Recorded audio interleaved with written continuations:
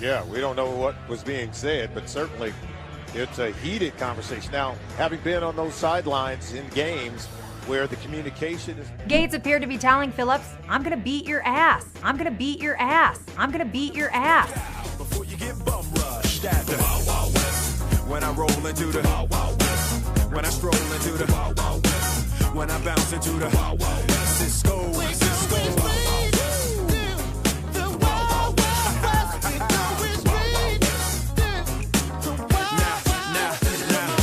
Once upon a time in the West. Welcome back to the Pick Last podcast, everybody. We are once again sitting in the Pick Last Sweaterdome here in Parker Palace. We've gone from the Palladium to the Sweaterdome. Sweaterdome, yes. Wait, why again are you wearing such a long sleeve hoodie? Laundry day is fast approaching. Like Andrew was saying it before, it totally just dawned on me. He's like, oh, my room's kind of hot. I hope Brian's not wearing another long sleeve shirt. I don't subscribe to tank tops. I only subscribe to basketball shorts and hoodies. I'm like, man, it's week 4. I hope Brian's learned by now that my room's like 90 degrees. Never learn. AC on. Never learn, never lose. So are we like the Cardinals where we hold like a big press conference to change the name from the Palladium to the Sweaterdome? Sweaterdome. What's their name now? State Farm Stadium? Oh, why? Because University of Phoenix is no longer a thing? Yeah. Because it's a scam? Yeah. So there's State Farm Stadium now? Okay. Is Jake going to be the mascot? I hope so. Just on the sidelines? Hey. Oh, man. All right, everybody. So what is going on? It's your boys. Starting right across from me, we got big old Bryan. To my left, Mike E. Mikey, show me on the doll where the bad man touched you, DeQuattro. That's all right. That's the thing. Are we considering that the joke for this week? Why not? Did you fit it in? I think I did. Did you fit it in? We didn't get one last week, so I forced it in, Andrew. Did we not get one last week? No, we came close. Well, Brian just gave us 2. I just gave us 2 back to back, so we made up for it. And I am your boy Andrew Parker, the Rocket, as some know me. Wow, that's been so. You're still saved in my phone as that. That was so long ago. Because we don't play football anymore. Also wrestling. That's WWE. true. So we've made it, boys. We are here. It's week 4 of Preseasonpalooza. Right before week 1 of regular season. Literally the night before. This is the last night of preseason, I guess. Mm-hmm. And we made it.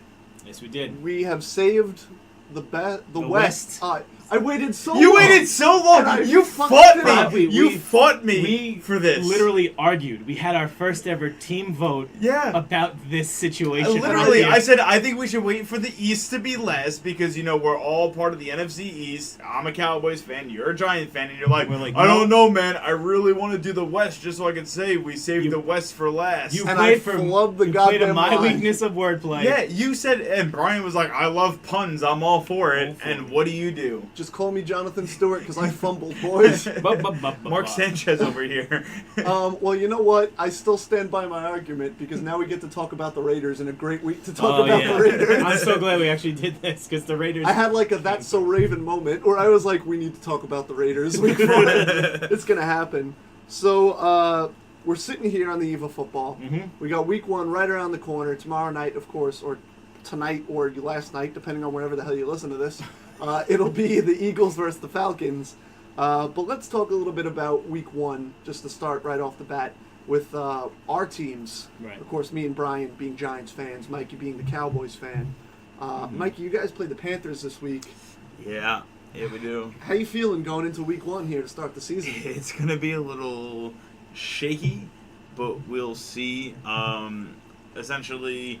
Our offensive line needs to shore up the right side and make sure that we're able to keep their pretty solid defensive line, and by pretty solid I mean their great defensive line, at bay.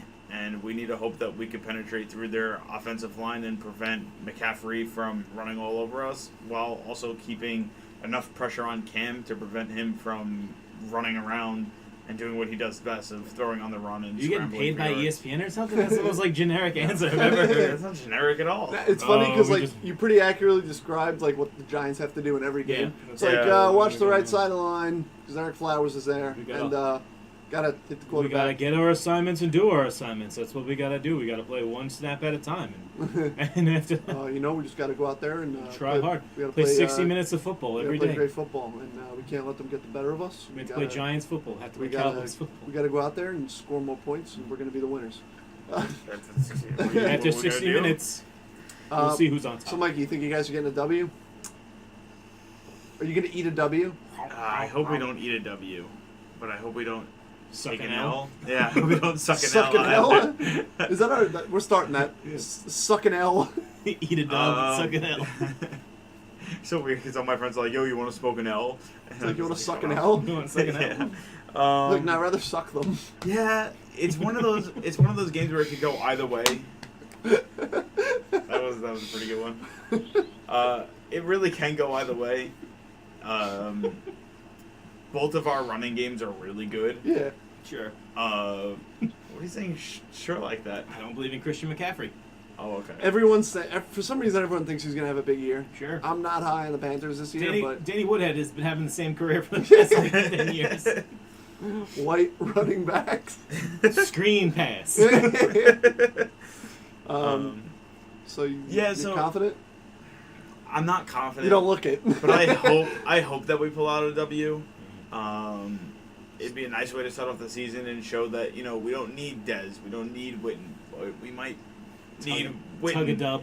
Well, yeah, Their that's the thing. defensive line is so good that Witten would have been perfect to be a blocker, add the extra blocker. Now we have to hope that Swaim would be able to pick up that slack and help out the right side of the line, and make sure, because the left side I feel is fine, but the right side is the one that's a little shaky. And now that Travis Frederick, he's out, but he's speaking tomorrow and talking to the press for the first time, and he seems like he's in high hopes.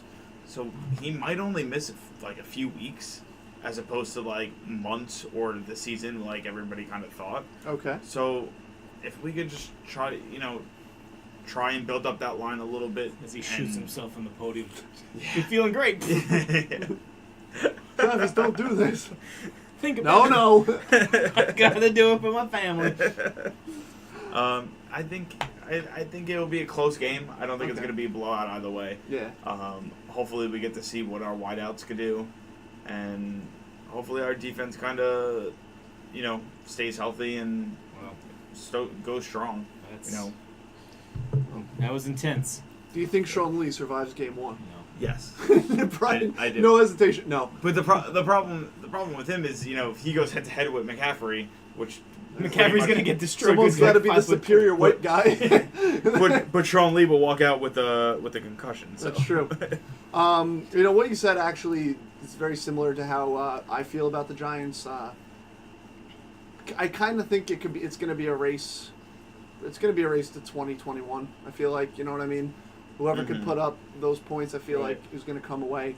I think what makes me confident going into Giants and Jaguars is that I feel like the strength of the Jaguars is Leonard Fournette, and the strength of the Giants' defense is run defense. Right. We have a very strong front line. With Betcher's defense, you kind of never know where the blitz is coming from. We're stacking the 6, 7, 8 guys in the box.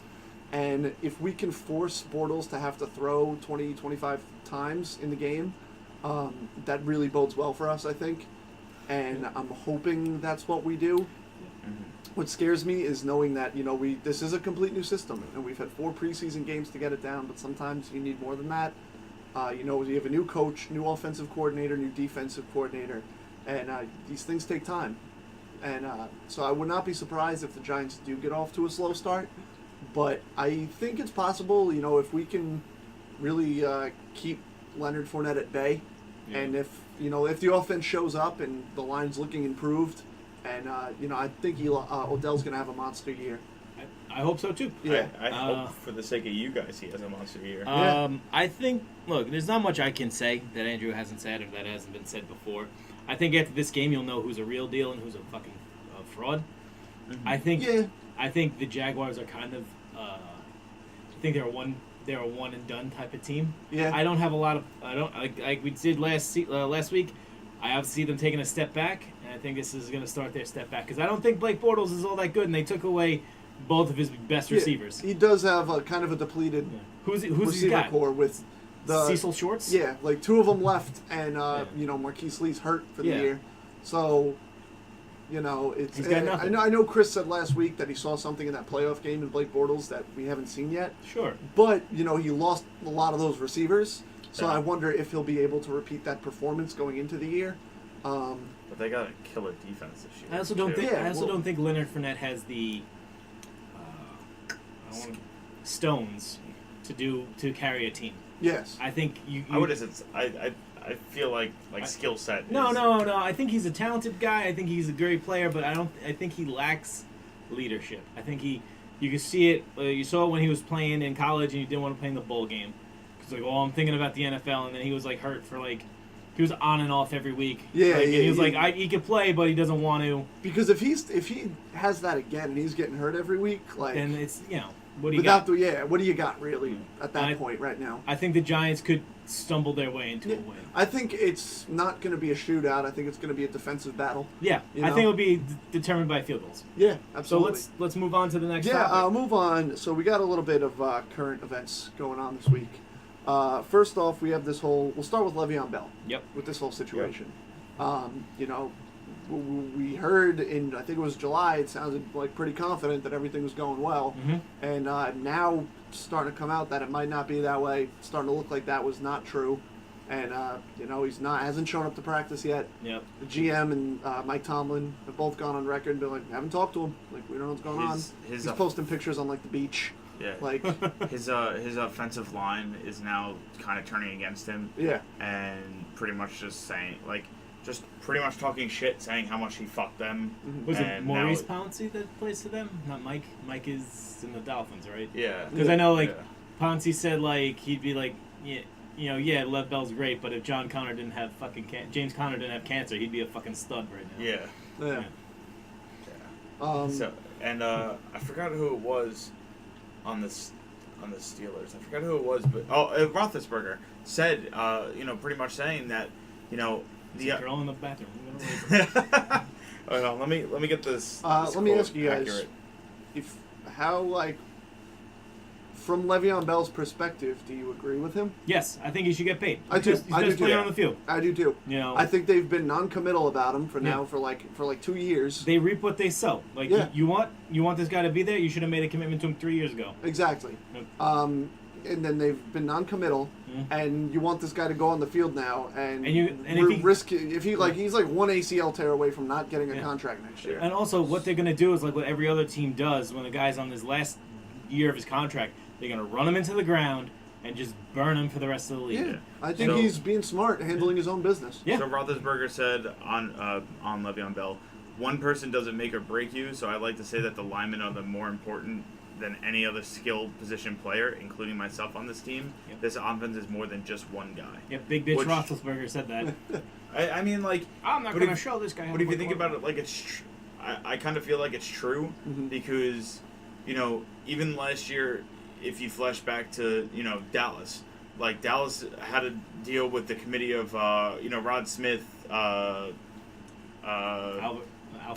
Morris, and Darren McFadden. Mm-hmm. And they still had pretty decent games, as a committee because of the offensive line. The offensive line's what makes a running game. It's true. And, Le'Veon Bell can be 100%. Yeah. So, Le'Veon Bell can be the best player in at that position, but he won't go anywhere if he doesn't have the trust of his offensive line. Yeah. Mm-hmm. And they could sub anybody in that offensive line, and that offensive line will bring that running back. I think he's hoping that he pisses them off enough that they trade him. Yeah. I know the Jets said they were interested. Because I really thought that if he played out this year, I thought next year he'd be on the Jets. Yeah. They have a lot of cap space to play with, and you want to build a team around Sam Darnold. Yep. Because you want to build a team around a quarterback in his rookie contract. You don't need a first-round pick next year. No. Yeah. Would you give up? I'd give up a first. I'd give up a first round. Yeah. How old is he? Late 20s. Late 20s. Yeah. I think he's 20, 26, 27. Oh, absolutely. Hell yeah. He's still got a few more years left. Yep. Now, what about Earl Thomas? How you guys feeling over on that side of the board. I feel bad for him that he couldn't get out of Seattle on this fucking rebuild, but Yeah, because I'll be like, they're like one Russell Wilson injury away from just like trash. being like a top 3, top 5 pick next year. He does not want to be on that team, and they're kind of just like fucking with him at this point, where they're just. Granted, I think that if Dallas gave up a second round pick, that would be kind of like a fair trade. Yeah. But they're saying that they want a first round pick for him, and Earl Thomas, like, he's great and all, but I wouldn't give up a first round pick. I don't think anybody, unless they're absolutely dying for a safety. Well, unless you know you're one piece away from a championship. Well, that's team. what I'm saying. But So what if you trade Le'Veon Bell for Earl Thomas? Oh, it solves all of our Oh problems. God! no, but like, you know, Dallas has been like in the market for him specifically. He wants to be on the Dallas, even from last season after the Seahawks game.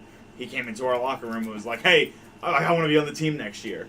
You know. Yeah, I don't like that. Yeah, I know. I understand, but you know. I don't care if you want to be on, like, if I was on the Giants and would the Cowboys beat them or the Cowboys lost to them? Cowboys lost to them. Yeah, I don't want to see my guy going over there and being like, yo, I want to be on your team. If I was the GM of the Seahawks and I saw him do that shit, I'd be like, oh, yeah. All right, you want out? Fine. Cleveland, here you go. Yeah, exactly. I'd send your ass to Exactly. I'll send you to Buffalo. No, I'd send you to Cincinnati. That just happened in the NBA. Exactly. Football Siberia. Yeah. That just happened in the NBA with the guy who wanted to go. He wanted to be Lakers. traded to the Lakers. Kawhi Leonard. Yeah, Kawhi Leonard wanted to It's be like, traded yeah, to the Lakers, all right, yeah, and they fine. sent They him to the sent him Raptors. to Toronto. Yeah. They're like the furthest place away. Toronto is a good basketball team. Yeah, Oh, no, exactly. That's a problem. But they traded him also for a piece that like they also needed with Kawhi Leonard to like make it work. Mm-hmm. But like, yeah, like I would not. I would like, all right, yeah, fine. You want to talk your shit? Talk it in fucking the Ohio River, motherfucker. Like, I don't give a fuck. They need secondary That sounds help. like you're gonna kill him. Talk shit in the Ohio River. Go sit Oh in my God. the Allegheny, you motherfucker. Oh, you think you're good at running? Let me put some bricks on your feet. Let me cap your knees, motherfucker. So now we have the last bit of news for this week. You know, it's kind of the hot topic right now. I really feel like, you know, we should address it. It would where we be kind stand. of inappropriate of us not to address it. Exactly. Yes. So, you know, Nike came out and announced Colin Kaepernick as the face of their new campaign. One of the many faces. One of the many faces. There's been But- plenty of There's other faces. Yeah. But he is the The biggest. one everyone's focusing on. Yeah, yes. And absolute outrage. People cutting the Nike logo off their clothing. Still Nike. It's still fucking stupid. Burning their shitty sneakers. No one's burned like a good pair of like Jordans. Yeah, I saw it. Yeah, who was it that just said, like, all I see is then people burning grass cutter shoes? Yeah, Like, yeah. that's it. They're not, like... Did you see the one where some guy like drew the Nike like logo on like a shirt, cut out the two like Nike like logos Right. and put it on his head, and it was a KKK hat. There were saying two like tweets. people are fucking racist. There were two tweets that I loved, and one of them was the guy that said, "How y'all motherfuckers are gonna keep your socks up without that weight, without the elastic that you're cutting off." I thought that was fucking funny. I used to cut my socks that low, too, when I had, like, the big tube socks, but I wanted to wear ankle socks. Yeah. And those socks were ruined after that. Destroyed. Yeah. And, They don't hold. And I love the our buddy Tom, who tweeted is like, "Yo, anybody that's boycotting Nike and want to destroy their stuff, just want to let you know the new Chelsea kit. You know, I'm size large," and I was just like, "Good for you, Tom." And it's like, you know, you see stuff like this, and you want to believe that it's just like, oh, well, this is like the small vocal minority, and you know this and that. But like, I can't tell you at work today how many like the old guys are like, oh fuck this, I'm selling my fucking Nikes. And I go, oh, what did you wear to work today? Oh, well, my Adidas. You know they tried to sign Kaepernick before Nike did. He's like, what? I was like, yeah, Puma too. So like, are you just gonna come to work in sandals? And What the fuck are you gonna wear now? I made a Facebook status about this too. Like, people don't realize that Adidas was founded by Nazis, like literal Nazis who made shoes for Hitler Youth children, and then converted into Nazi youth adults and soldiers and stuff like that. And hey, Puma, same thing, brothers with the owners of Adidas. Yeah. Like, people are fucking like it's so stupid that, like, you know, get rid of Nike. Yeah, all right. Try a different shoe that isn't owned by one of those companies or doesn't have a terrible past. Asics? Did you see the? Wanna wear Asics? Did you see the genius that was like, I'm just gonna wear my Chuck Taylors? Yeah. Yeah. Someone's like, Owned they- by Nike. Shannon Sharp said, yeah, so Converse is stupid. owned by Nike. Yeah, like you moron. I hate- Also, like everyone's like, oh well, the Nike stocks plummeted today. It's like the stocks plummeted across the board because they announced their earnings. Yeah. Like everyone's down because Also, that's what they- happens. That's how also- the market works when you announce your earnings. Also, come people 5 sell. Also, come 5 o'clock this afternoon, it's actually up 3 Yeah. points. There's So- That's how the you market guys works. you guys who know Philip DeFranco is the Yes. YouTube Yeah. personality. Big He's fan. like there's the Trump drop and pop. Like every time there's someone goes against Trump, it drops. Yeah. But then like in 2 weeks or in less than 2 weeks, it skyrockets. Yeah. So just watch like Nike, like it's a calculated risk. They know Yes. what they're doing. They have a line of Kaepernick stuff coming out because they think he's going to be the next Muhammad Ali. Yeah. So it's just like everything's gonna come right up, Mm-hmm. and these people that go out and burn their clothes or go out and buy. I like the people who burn the jerseys.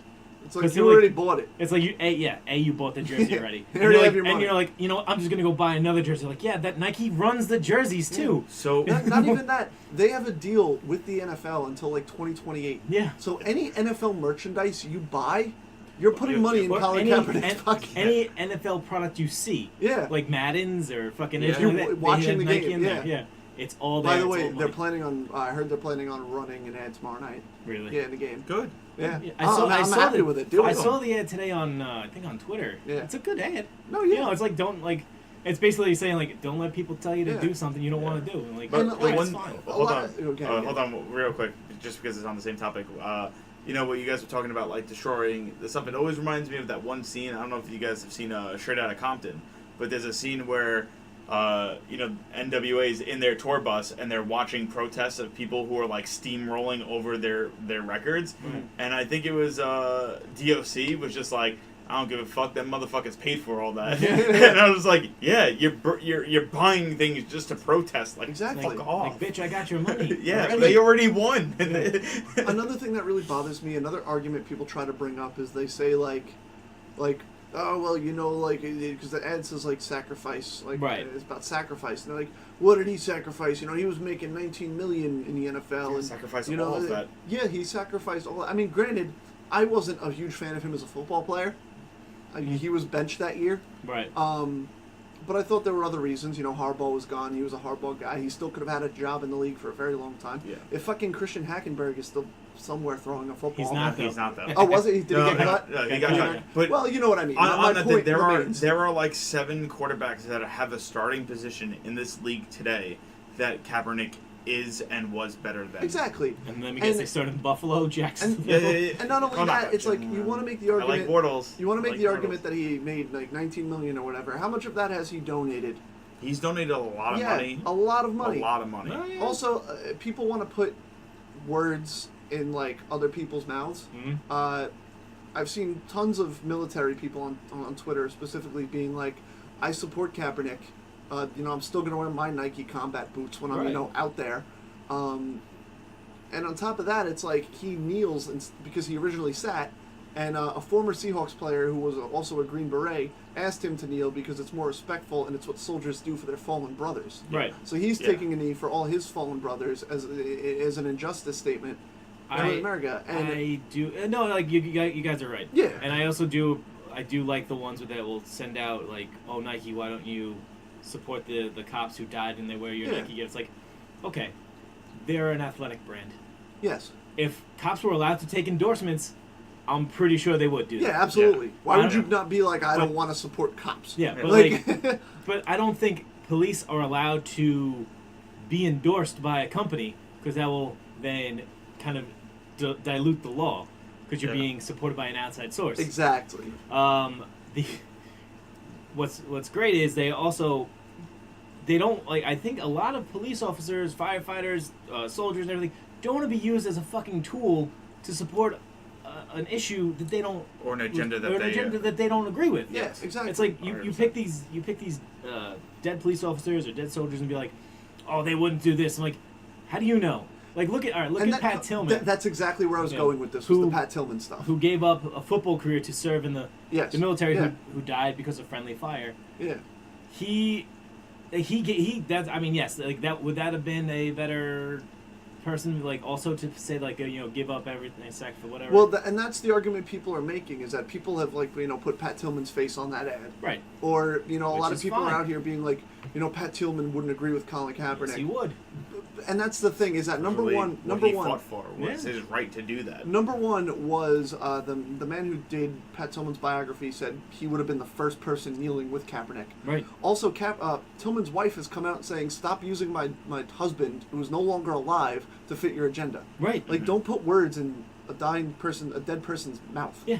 You know what I mean? I don't agree with that. People want to. It's basically just racism. It is, and that's what it comes down to. It 100% is, and that's what like irks me the most, is because just say you're racist. No, like I was listening to a podcast today, and he made up the point. He was like, people have no problem with what Rosa Parks did for the civil rights movement. Meanwhile, well, like I'm saying now, but in retrospect, now they don't mind what she did. They support her for that. But what she did then was break the law. There was laws written that she wasn't allowed to sit at the front of the bus, and she, required by law, was to go to the back of the bus. Mm-hmm. What Kaepernick started is not breaking any laws. No. It's not doing anything except, if you want to pull that whole, it's disrespectful to the military and the flag, and the flag to what you stand for. The flag also doesn't stand for racial injustice. Of course. So why are you going to support one rather than the other?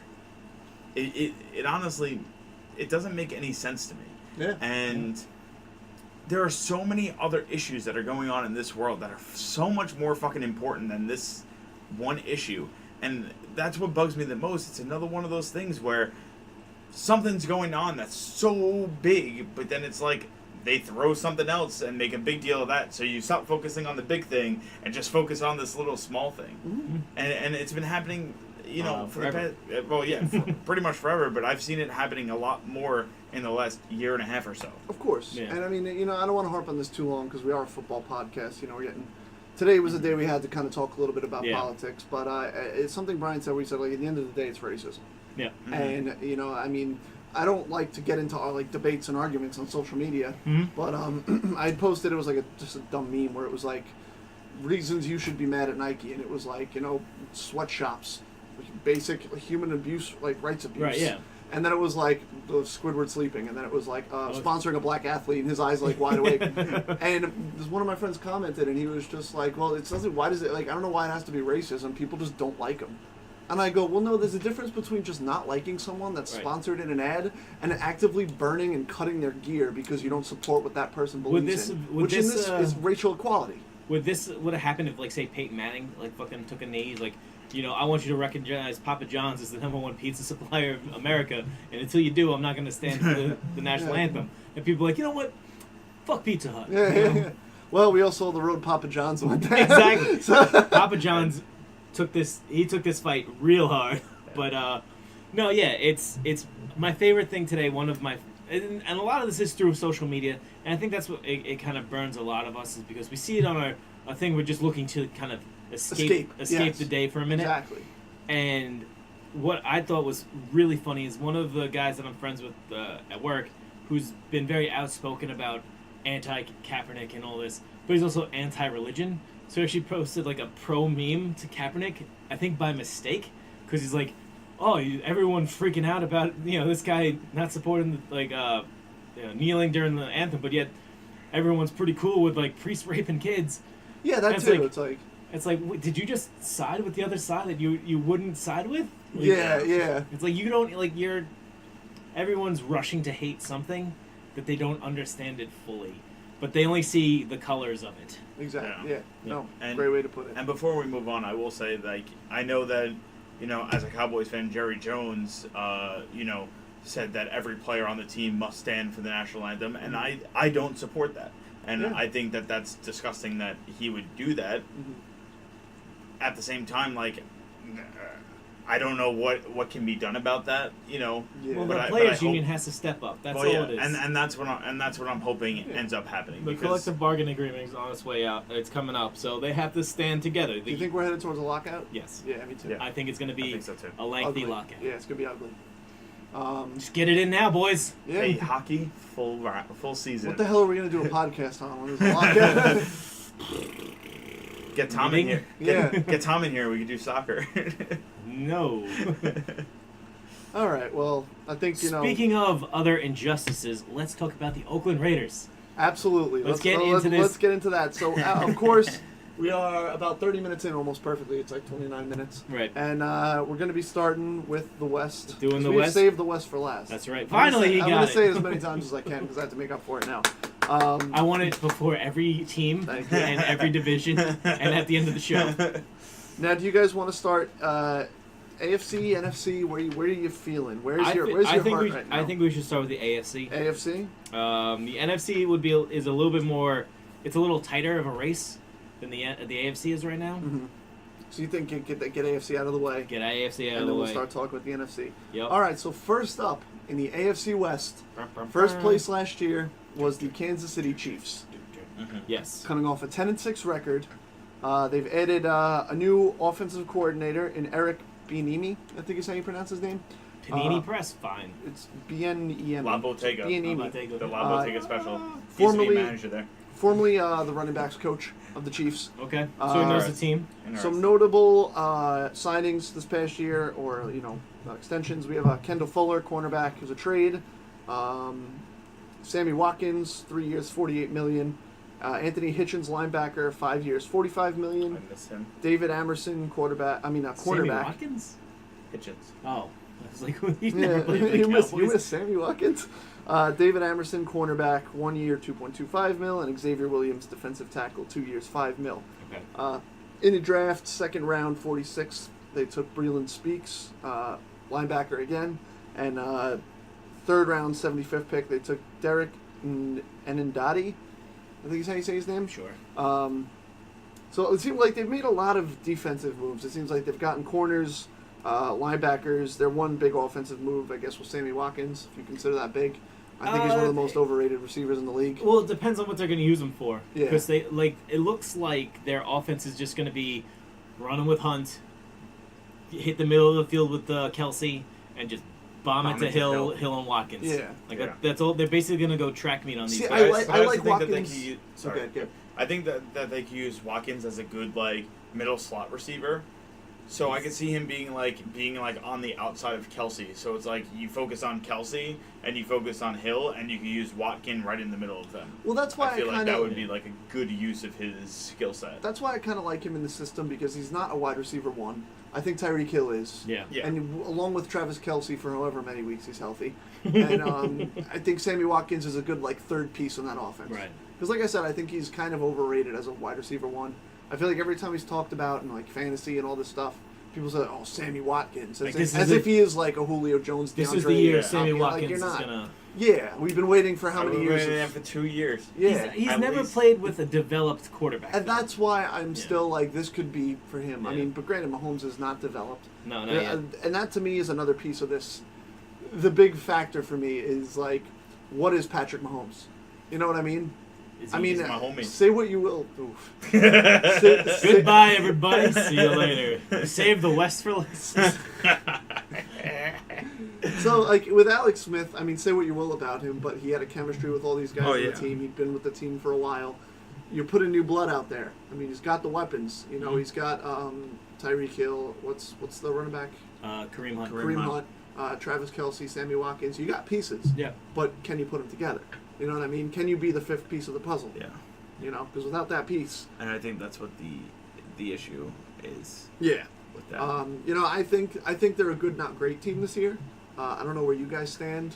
I think where they're you're going to at. be interesting. I think that, Patrick Mahomes is, out of all the quarterbacks, he did have the best kind of teacher. Mhm. You saw Alex Smith kind of game manage, and Alex Smith, everyone calls him a game manager, but you got to think he's also very talented. He can run, And he could throw that deep bomb if he has to. Absolutely. But and I think that's why it's going to be kind of an exciting offense once they get going. I think it's going to be very fast paced. I think with the now you got Kareem Hunt's in his second year, Tyreek Hill's in his third.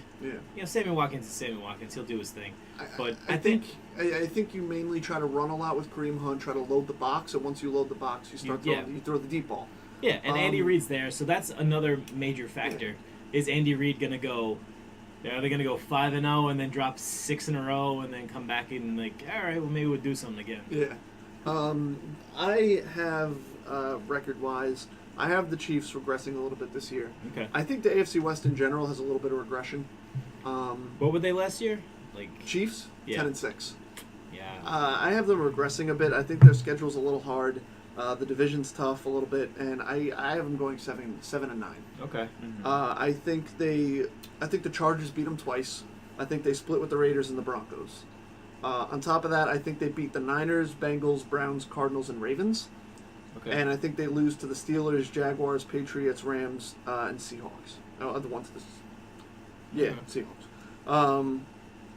So yeah, I'm at 7-9 for them. Okay. I feel like Mahomes needs a year to develop. They do have a new offensive coordinator. I think the pieces of the puzzle will fit. I think it takes another year or two. I think this year is kind of a learning year. They have a bit of a tough schedule. So I actually have them do one win better than last year. You have 11-5. 11-5. I feel like with the skill set that their weapons have, I feel like Mahomes will have the opposite effect of Tom Brady, where like Tom Brady makes receivers good.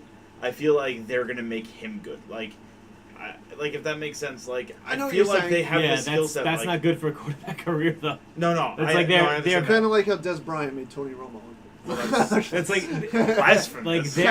their good play is in spite of his inequity, ineptitude as a quarterback. I don't think he's inept. I think he's a solid quarterback. I just don't think that it's going to be like end all be all, and it's going to be like wait a season for him to get good. I think he's going to develop quickly, and Oh, go ahead. I was just going to say, I know it's really his second year, but you almost look at him like a rookie. Yeah. Because, he sat under Alex Smith for 1 year. Yeah. You know what I mean? This is really his first time getting in there. He got hit with all those pool noodles in Gruden's training camp. All right, so I have them winning against the Chargers, Pittsburgh, 49ers, Denver, Cincinnati, Arizona, Oakland, Chargers again, Seattle, Denver, and I have them beating New England. So you have them going 4-0 to start the season? Yeah.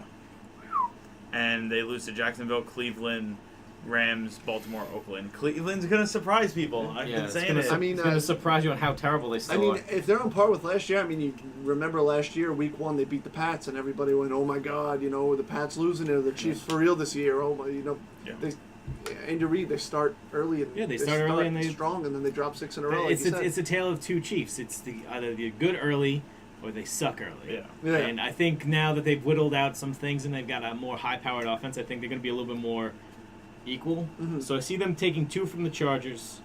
I see them losing to the Steelers. I see them beating the 49ers. Taking 2 from the Broncos because I think the Broncos are trash. Yep. I see them losing to the Jags, losing to the Pats, beating the Bengals, beating the Browns, losing to the Cardinals, losing to the Rams, splitting with the Raiders because the Raiders somehow get their goat. Wait, did I say they beat the Raiders twice? I have no clue. No, I said beat. Yeah, all right. I just like that. No, I'm sorry. He's doing a count with his fingers, and when you right. said that, you said split. He put up 1 on each hand. No, so I'm sorry. They split with the Chargers. They sweep the Raiders. That's what I mean. Okay, they lose to the Ravens, and they beat the Seahawks. Mikey? That's 9-8. 9-8. That's pretty much 9-7. I was gonna say, I'm like, what? 9-7. You have them 13-10. I have them. I don't know what 5-2. So 9-7. Yeah. 9-7. So that's almost on par with mine because when it comes to swing games, you go out between 7 and 9 and 7. I think my whole thing is before last season, I kind of felt that Alex Smith was also like a good quarterback. Like I never thought he was anything spectacular. So you thought they were blah. Yeah. Yeah. So the fact that they went 10-6, I feel like you could throw in any quarterback at that point. I feel like You think they're a plug-and-play system? Like, yeah, here you But go. it's also a new offensive coordinator. It's a new wide receiver. Yeah. It's a new quarterback. You know what I mean? That's There's true. a few... All right, I'll make this bold prediction like how I did with the Browns. Like, if they fuck up a lot, Hugh Jackson's out by, like, week 6. Yeah. I'm going to say if the Chiefs... the Chiefs are going to be like the Tennessee Titans of last year. If they lose in the playoffs, Andy Reid's gone. He can never make it. What's the thing with Andy Reid? He never makes it to the second round. He only made it past the second round once. Like he can never win in the playoffs. All right. Yeah, no, I can see it. I think this is it because they have the pieces. They just need that killer instinct, Yeah. and I don't think the Kool-Aid Man can do it. Because they've been on a team. They've been a team on the cusp for years. Now, and they just can't get it done.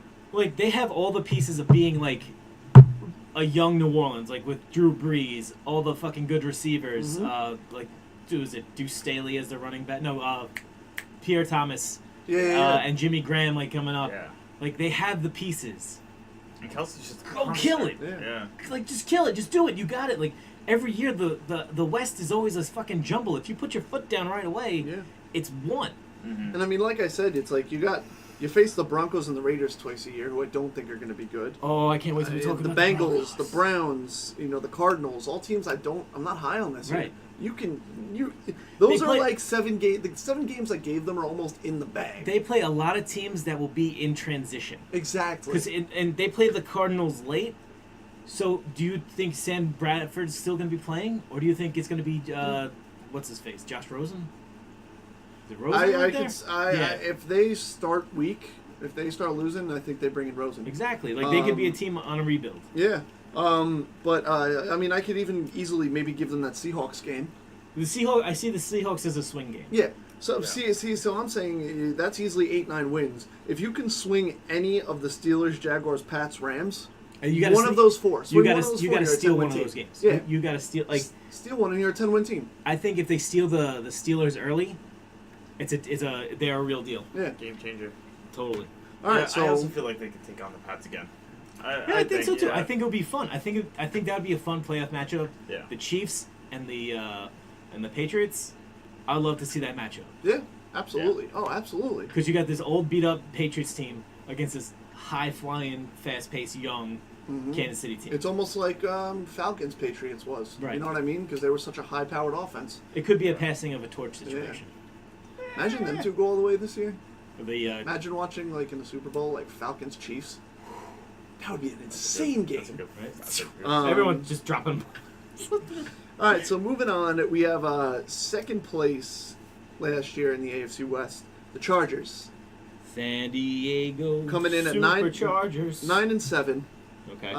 Fun fact: Mike Pouncey now with the Chargers. Hey, go center 2 years, $15 million. Okay. Tight end Virgil Green 3 years, $8.6 million. Big kicker Caleb Sturgis 2 years, $4.45 million. Jalen Watkins, defensive back, 1 year, $880,000. And then Big Geno Smith, 1 year, $1 million. Good for Geno. Yeah, backing up the Rivers there. And then we had first round, 17th pick, Derwin James, the safety, who they're saying he was one of the best rookies coming out of the draft. At least what we've seen in preseason. And second round, 48th overall, Uchenna Nwasu, linebacker from USC. Now, the Chargers are an interesting story because last year, up until I think it was like week 5, they were like right on par with the Giants for like being ass. Being the worst team in the league. And then like something changed in that team. They played the Giants. And yeah, exactly. And they lit the world on fire. Yeah. I think they just missed the playoffs. At 9-7. Like they just missed the wild card. And people are riding high on the damn Chargers this year. There's got to be something in that LA water. By something, I mean absolutely nothing. They're going through a drought. Take that, They've LA. been in a drought for a long time. Right? 8 years. It's all those fires. Yeah, it's all those fires. I Burning the countryside. don't even know if that's the same part of California. Now, it's all the same. my entire thing with the Chargers every year is can they stay healthy? Every year we get to like, halfway through the season and half this team is hurt. Yeah. You know what I mean? And I look at it this year and I think this is the best team that's been assembled under Phillip Rivers. They also signed Antonio Gates. Yeah, that was very recent. Remind me if there's any recent stuff because I try to remember off the top of my memory. The recaps I look at were done over the summer on Reddit. So, I might be missing some stuff. But Yeah, so they even have Antonio Gates. I don't know how much that's going to do. How old is he now? 900. Yeah, exactly. Going on 900. He's just there to He motivate just creaks. Phillip Rivers and tell him he's going to beat his ass Yeah. every time they lose. I think he's just there to fall on top of like the end zone once or twice. So I mean, I'll tell you right now, I'm riding high with the Chargers this year. Okay. I think if this team stays healthy and if we see the team set the world on fire like they did last year, maybe a week or two earlier, you look. I was looking for a piece of paper. So Oh, I could okay. write things down. I can get you one. Just give me a minute. All right. And I can easily see the record I gave them this year is 11-5. I think they're riding high off last year. Not many changes as far as coaching. You know, the players are still the same. The team is still the same with a few adjustments. And you know, Derwin James could be a Yeah. Big changer. They need Keenan Allen to stay healthy. exactly. Melvin Gordon. Melvin Gordon as well. He was great that one year. Like they were just running him. Yeah. And then he got hurt like within like 2 weeks left of the season. And then their defense has always been like a question. Yeah. Because you never know what their identity is. Like once Eric Weddle left, you're like, well, what are you now? Yeah. And it's been how many years, and fucking every year still in Madden. Like the former Charger, Eric Weddle. It's like, come on. Let him Update your live. commentary. That's just me hating on Madden. Yeah. Okay, No, you have to go with who they win and lose. Well, no, I'd rather you do it so I Yeah. can go get Brian Paper. Yeah. Okay. I actually have them going 8-8. Ooh, in the middle of the road. Yeah, I think that last year kind of spoke, like the beginning of last year spoke more about what kind of team they are than I think the last half of it. Right. I feel like it's gonna be kind of difficult for them to recapture that magic of the later half.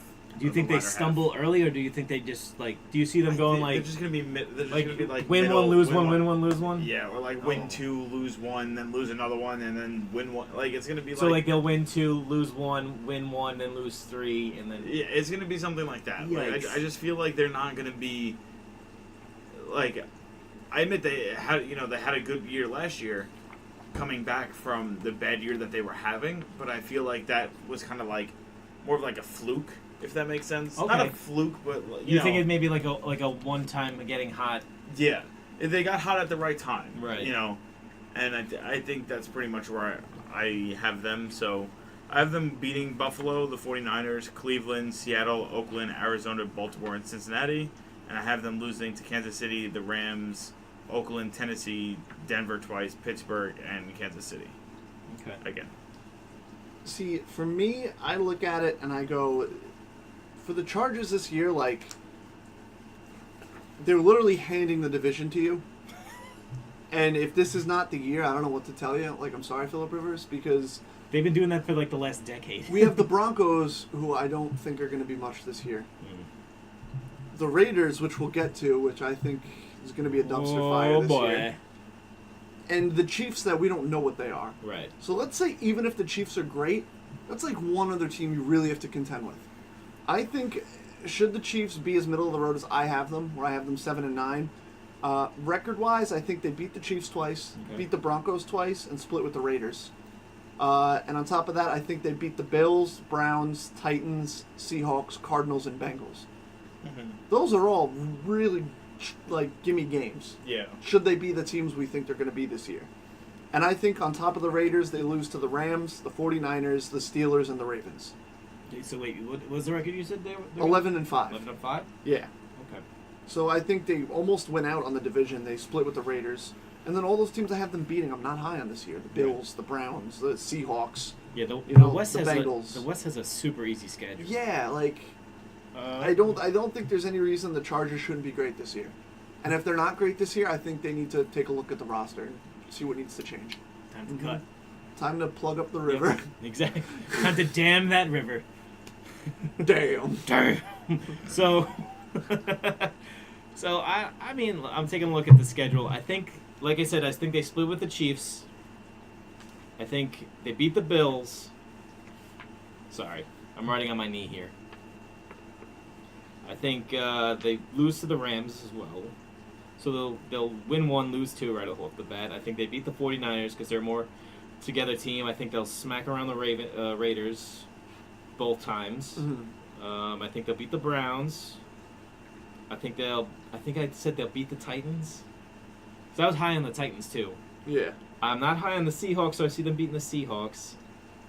So I already have them at 8-2. That's not great. I see them maybe splitting with the Broncos. Beating the Cardinals. Shit. Losing to the Steelers because it's late. My swing game is the Bengals with them. Yeah, because the Bengals are another team we don't know what they are this year. And I see them losing to the Ravens. So I have them. Oh, oh yeah. Okay, so I said they're gonna beat the Broncos twice, right? Yeah. Yeah. Okay, so I see them 11-5 as well. Yeah. 11-5 and 10-6. Yeah. Yeah, exactly. Like the Based swing. on the swing game. This depends on the swing. So they're like, right at the top because they're the most veteran team. Mhm. So they should handle this team of rookie quarterback, Case Keenum, and well, technically the Raiders are like and the ghost of Derek Carr. Yeah. Yeah. Like, actually, on average, the Raiders are the oldest team in the NFL. Right. So, like, But I mean, that's like, a veteran. But I mean, like veteran as in they're ready to go. Yeah, exactly. It's yeah, not yeah, like yeah. veteran like I just Like had to hit the cap. the retirement home of the Yeah, NFL. It's like you sure you don't want to quit? All right, so two of us are high on the Chargers. Mikey a little more middle of the road. Yeah. But Yeah, like I see the Chargers taking the West and the Chiefs taking a wild card. yeah, and I mean the playoffs is all who gets hot, who's the hot hand. Right. But I could really see the Chargers making a strong push this year, maybe going Yeah. all the way. You know what I mean? Yep, I agree. All right, so up next we got the Raiders. Now let's talk about this goddamn football team. We have got, first off, head coach is now John Gruden. They got him out of the announcing booth and back on the sidelines Because they're the Raiders. for 10 years and $100 million. Jesus. Good God. They paid John Gruden the money that they should have paid Khalil Mack. Yeah. And he's also like the GM now too. So him going into contract negotiations with Khalil Mack going, sorry son, we just ain't got the money. It's like, motherfucker. You have the money. You have the money. Take Yeah. a fucking pay cut. Every player here would take a pay cut for Khalil Mack. Yeah. Everybody on that team, like you saw it, like they released that clip of Derek Carr in the locker room. It's like, well, I could see that why they drafted you before me. Yeah. Like everybody on that team would fucking cut off their left arm to have this guy back on their team. And now he's off in Chicago. Yeah, and that's, I mean, of course, yeah, obviously Khalil Mack also traded, not on this team anymore. Yep.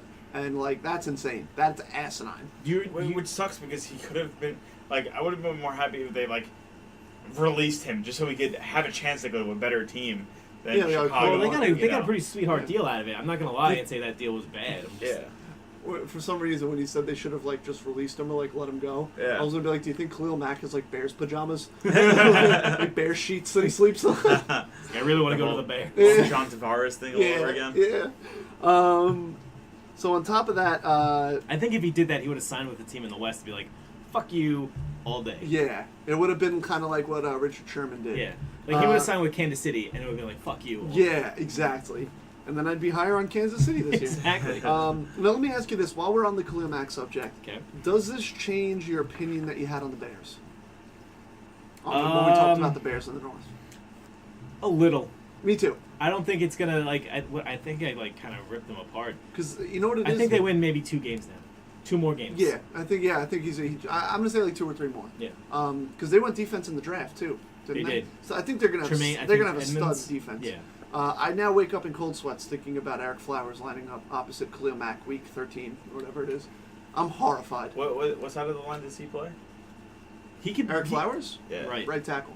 Ugh. He's literally lining up with him. Ugh. Yeah, I'm He like, gotta- this is gonna suck. He's got to play Tank Lawrence That's twice. yeah. That's gonna be fun for you guys. And if he switches to the left, he's got fucking Randy Gregory on that side. We would never too. put Eric Flowers back on the left again. Yeah, now he's done there. We So put a fucking jugs How machine. does he still have it? How does he still have a job? he's got. Whose photos He does fucked he John have? Mayer's wife. Yeah, That's has what- to that's be what it, had to right? happen. Like is he cucking his? Something's going on. God damn. Like they cleaned dude. house on all these Reese McAdoo guys, don't and somehow get it. Eric Flowers. I think is still, I think the thing is it's a depth move. I don't think they have the right guy behind him. it's true. No, yeah. So- because I honestly, You're as betrayed. horrible as it is, who's gonna want Eric Flowers? Yeah. No, like there's not going to be an offensive lineman to come up until next year. Yeah. So you're going to see them sign a fucking right tackle. Yeah. And because then like, all right, get the fuck out of here. Oh, as much as I don't trust Eric Flowers, I don't really want Chad Wheeler as my right tackle either. We'll give you Chaz Green, even though we I cut don't him. get You guys can pick Chaz him on my up. team. Yeah. You can pick up Chaz Green. Pick up fucking Galvin Escobar, the former tight end of the Gavin Escobar. Yeah, fuck it. We'd put up anybody. All right, so yeah, the Raiders. Fuck So, the Raiders. Head coach John Gruden. No one cares. Offensive coordinator Greg Olson, Okay. not the tight end. Oh. Defensive coordinator Paul Gunther. We're gonna It just Central sounds Park like a coffee shop. rinky-dink I didn't have any contract info, but they've got Jordy Nelson now. $3. They have Doug Martin $5. and Derek Johnson, linebacker. $6. In the draft, they got offensive tackle Colton Miller at 15th, Okay. and then second round 57th, I believe it is, PJ Hall, defensive tackle. So And they offense have- and defensive line in the They draft. have the Bears' future coming up to them. They Yep. have two firsts. They have the first round next year and the first round the year after that. So Yeah. 19 and 20. So I think they got like 2 5ths and a 7th. And they gave up a second. They gave up their second pick next. Yeah, second they got a round. heist for Khalil Mack, Yeah. which if it pans out, we'll see. Yeah. You know, I mean, John Gruden definitely thinks he gave away one Khalil Mack and he's going to get 2 Khalil Macks. Fucking idiot. So yeah, he's thinking He's a that. fucking idiot. Yeah, I hope he gets fired. I hope he gets fired within like yeah. 2 weeks. I like to think that hair is just like it's like a Venom symbiote, and it's just like telling him to trade all these players and like get him out of here. We are the Raiders. We are. And like We don't like Amari Cooper. this is a team. What's going to be interesting now is Vegas going to be next year? Are they officially the Vegas Raiders next year? Yes. Yeah, and they're getting sued by Oakland. Yeah. So they're going to be the Vegas Raiders next year, and they're going to have 2 big first round picks to kind of start the franchise in Vegas with. That's what he's planning. Mm-hmm. Kind of like when Rams came to LA and got Jared Goff. Right. They're like, no, we want Jared Goff to be the LA. You know what I mean? The LA guy. Yeah. So schedule wise, I'll be honest. I have the Raiders actually a little better than last year. Mm-hmm. I did this Monday. Had the Khalil Mack deal gone through on Monday? Yes. Yeah. Okay, so I think this was day up, honestly, Okay. or like maybe a little before. I have them doing a little better based on the schedule, but I think they're like good, not great. I mean, you still can't count out Derek Carr. It's You still still a have Jordy cupcake Nelson. schedule. Exactly. I don't think they're a good football team. They have a cupcake schedule. That's the way I put it. So I have them 9-7. I think they split with each team in the division. So I have them one with the Chiefs, one with the Chargers, one with the Broncos. 3-3. Yeah. On top of that, I think they win against the Dolphins, the Browns, the Seahawks, the Cardinals, the Ravens, and the Bengals. A lot of those could be swing games. Cardinals, Ravens, Bengals specifically. And I think they lose out on top of the division to the Rams, the Colts, the 49ers, and the Steelers. Yeah. You could probably trade a few of those games. Maybe they beat the Colts, lose to the Seahawks. You could trade a couple of those, but all in all, I think that's as close to the record as it's going to be. I have them 9-7, so middle of the road. Mm-hmm. Team in transition under John Gruden, who's going to Yeah. want to build a team of his guys. Oh, they're Yeah. gonna draft a running back next year. I'm just Well, realizing. you see, here's my thing is, I think one of the reasons they didn't want it with Khalil Mack is because I think Gruden doesn't want like a defense based around one single player. One single player. I think he believes in like a unit Uh-huh. on defense. He always, And he figured I could get 2 first-round picks. I could maybe he could get offensive weapons and build a defense that's around a unit. So Right. I don't know. We'll see what the guy has Yeah. in store. I mean, since his greatest claim to fame is just taking Tony Dungy's team to the Super Bowl. Yeah. Um, But you're a madman if it doesn't work out. So time will tell the story of John Gruden in this trade. Mm-hmm. So yeah, 9-7 for me. Where are you guys at? Y'all gonna hate me. y'all gonna. They're going 14-2. 16-0, baby. I have them going 11-5. Really? Yeah. That's your second 11-5 team in the division. Is it? What? Oh yeah. Yeah. Look at that. Everything I said You're about right. the Chiefs, just replace it with the Raiders. I read the wrong team. No. Yeah. I feel like Derek Carr's a very exceptional quarterback, and I feel, the wide receivers would be good. Marshawn Lynch, I think, is I think we'll have a solid year this year. So essentially, I have them winning against Miami, sweeping Denver, beating Cleveland, the Chargers, Indy, the 49ers, Baltimore, Kansas City, Pittsburgh, and Cincinnati. And I have them losing to the Rams, Arizona, Seattle, the Chargers, and Kansas City. Did you say they're beating Pittsburgh? Yes, I think they could beat Pittsburgh. I Hey, feel man, like it's if going to be a Le'Veon Bell close... still hasn't shown up. Yeah, man. Bell's not there. Who knows? What week do they play? What week do they play them? Does anybody know? Pretty late. They play him week 14. Oh, all right. So by Le'Veon might be back. By then, we'll definitely know. If yeah. Lev Bell's back just to jog over people. You know, it could be, what was it in the replacements? Was it in the replacements where the offensive line just lets him get sacked? Yeah. That's going to happen to Le'Veon Bell that game. Yeah. Do you think this year we get Ow. more of Marshawn Lynch dancing? I on hope the so. sidelines? I hope so. I don't think so. I hope so. I like people bringing character. I love Marshawn Lynch. Yeah. Look, Uh, I like Marshawn Lynch too, but I think he's going to get hurt week 3, and that's it. Yeah, I think this is going to be one of those years where it's really on the downtrend. Yeah, for no him. one's ever said this running back looks great after the age of like 30. Yeah. Uh, Stewart. So let's see. What do I have for the Raiders? I see them losing to the Rams, splitting with the Broncos. I have them beating the Dolphins, losing to the Browns, losing to the Chargers. I think I said losing to Chargers twice. Sorry. Yeah, shit. I fucked up. Another team going 13-10. I don't know what's going on here. This team's. I see them losing to the Seahawks, beating the Colts. The Colts are also garbage. Losing to the 49ers. I see them 5-10. 5-10. 5-10. 5-10. You have I them think like complete dumpster fire this year. I don't see. That defense wasn't good, even with Khalil Mack. Yeah. That offense was tough because, Derek Carr got whooped. And it's not, and you have a new right tackle, and you got a bunch of old guys. I don't see it. And playing Joey Bosa twice a year, playing Von Miller and Nick Chubb, or Bradley Chubb. I'm sorry. Mm-hmm. I just don't see. All right, I'll give them a swing game against Arizona. I see the Arizona that maybe being a question, and then I also see that last week 17 against the Chiefs. I see that as a swing game for them. Okay. Yeah. Okay. So yeah, you have them 5 and 10. 5 and 11. 5 and 11. Yeah. I don't see them competing. I see them being last Yeah. place. Maybe and then between getting, like 5 and 7 wins. I see you them know? getting maybe the third pick in the draft this year. Yeah, no, I can see it. I think we can easily see next year in Seahawks and Raiders the top picks. You know what I mean? With the West is in transition. With them being big, I see them now taking a running back with their first pick. Yeah. That's how I see it. It's weird with the West because I feel like these teams right now are either going to complete bust or like Super Bowl contenders. Right. Yeah. Like, you know what I mean? There's like no in between in the West right now. Yeah. All right, so I guess we can move on to the Broncos. Coming in dead last year in the West. A little bit of moves for this team. First off, obviously, Case Keenum, the new starting quarterback for the Broncos. Okay. They liked what they saw in Minnesota. They think he's their guy right now. Also, John Elway doesn't know how to evaluate quarterbacks. Which is weird. Right. Yeah. The other offensive move was Jared Veldheer, offensive tackle.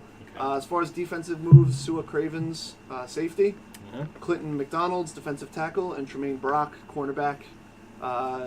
Went defense in the first round of the draft, the 5th overall, Bradley Chubb. One of the biggest, acquisitions. Yeah. Best defensive player in the draft, some would say. Bill Belichick very high on Chubb, if you remember that video. And Bill's a Chubb guy. He loves the Chubb. He loves his Chubbs. He wanted to get one of the 2 Chubbs. I remember like when because Chubb had the workout, Right. And like Belichick was talking to him after. He's like, "Well, you're not going to be on the board when we pick, but best of luck to you." And second round, 8th in the second round was Cortland Sutton, wide receiver, who I picked up in fantasy because I think he's a big sleeper. Okay. I think he's going to be 3rd receiver in that offense and should Demaryius Thomas or what's his name get hurt, the other receiver? His name's escaping me. Yeah, same here. Well, if either one of them gets hurt or anything happens to them, I think Sutton's going to step up in a big way. Keep a lookout for him, and if you need a spot on that fantasy bench, Cortland Sutton. Yeah. So, I have the Broncos right where I think they should be as a team who has Case Keenum as their quarterback that is not run by a Pat Shurmur offense, where I think they win 2 more games than last year. Okay. And, I actually, it would put them, as far as my rankings, last in the division again. I think 7-9 for the Broncos. I think that they split with the Chiefs and the Raiders, and I think they lose to the Chargers twice. It's Emmanuel Sanders is their second Emmanuel receiver. Sanders, that's what it is. So Emmanuel Sanders and Demaryius Thomas. I think Sutton is going to be the third guy, the third receiver in that offense. Or should anything happen to either one of them, or, I think Sutton's going to get some looks. Did Sanders retire? No. Who was the other one that retired? Wasn't there somebody that was on the Broncos that retired? Yeah, Eric Decker. No, he was on the... No. I think you are right. I can't tell you who it is, though. Was it the other Thomas? Was it Julius Thomas? Yeah, I think that's who I think it is. he's on Jacksonville still. Really? I think so. But yeah, so I see them only losing to the Chargers twice, splitting with the other 2 teams. On top of that, I think they win against the Ravens, the Jets, the Cardinals, the Bengals, and the Browns. I think they lose to the Seahawks, the Rams, the Texans, the Steelers, and the 49ers. I think that half of the schedule is tough. Maybe they swing against the Seahawks, but I think as far as Cardinals, Browns, Bengals, those are 3 games they should win. They're not a bad team. I think they've definitely improved from last year. Right. As far as Case Keenum over Paxton Lynch was Trevor Siemian. Yeah. It's an improvement. Bradley Chubb will definitely be a game changer. And, like I said, I think they have a solid receiving core. So, Case Keenum has weapons. I think he might develop a relationship with Sutton kind of as a rookie receiver, as far as the other 2 guys who are kind of established receivers already. And, it's going to be I think they might be a fun team to watch should they be on the better half of that schedule as a fresh team. Yeah. I'm 7-9. I still think not positive record, still a team in transition. Okay. That's where I'm at. Where you at, Mike? Well, I would like to say that it was Julius Thomas that retired. He retired from the NFL to pursue a doctorate in psychology, where good for him. Where he could study CTE. Good, because he couldn't study a fucking playbook and be good for Jacksonville. This is true. I have the Browns going 12-4. No, I'm kidding. I have them going 5-11. I feel like Keenum, I can't really trust him to lead a team to a decent season. Right now, at least. And since they, as you've been saying, they're in transition, I feel like it's going to be a year or 2 before he could turn that into a winning franchise. I have them beating the Jets, Arizona, the Chargers twice, and the 49ers. And then I have them losing to Seattle, Oakland twice, Baltimore, Kansas City twice, the Rams, Pittsburgh, Cincinnati, Cleveland, and Houston. So I just think that they're going to be kind of like a mediocre team this year. Okay.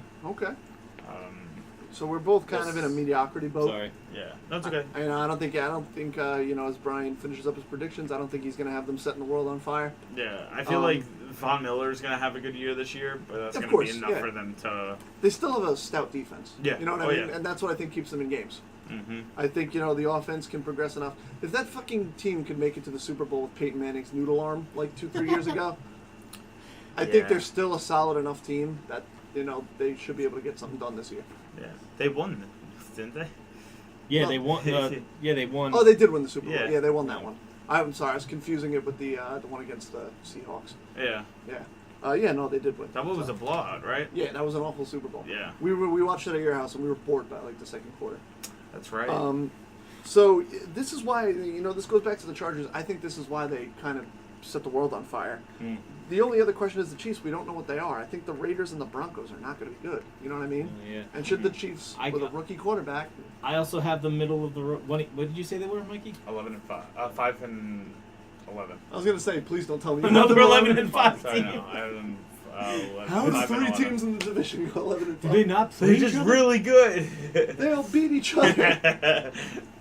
They all swept their division. I see. All right, I see them a little bit more 500. I don't see them being as bad as the Raiders. I see them. So I have them basically like how Mikey said was it the Raiders were, where it's like win 1, lose 2, or That was not the Raiders. That was the Chiefs?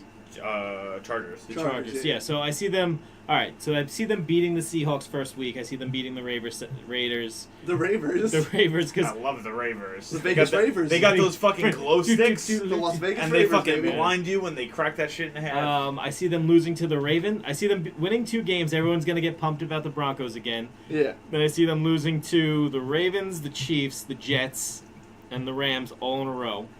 I see them having a swing game against the Cardinals.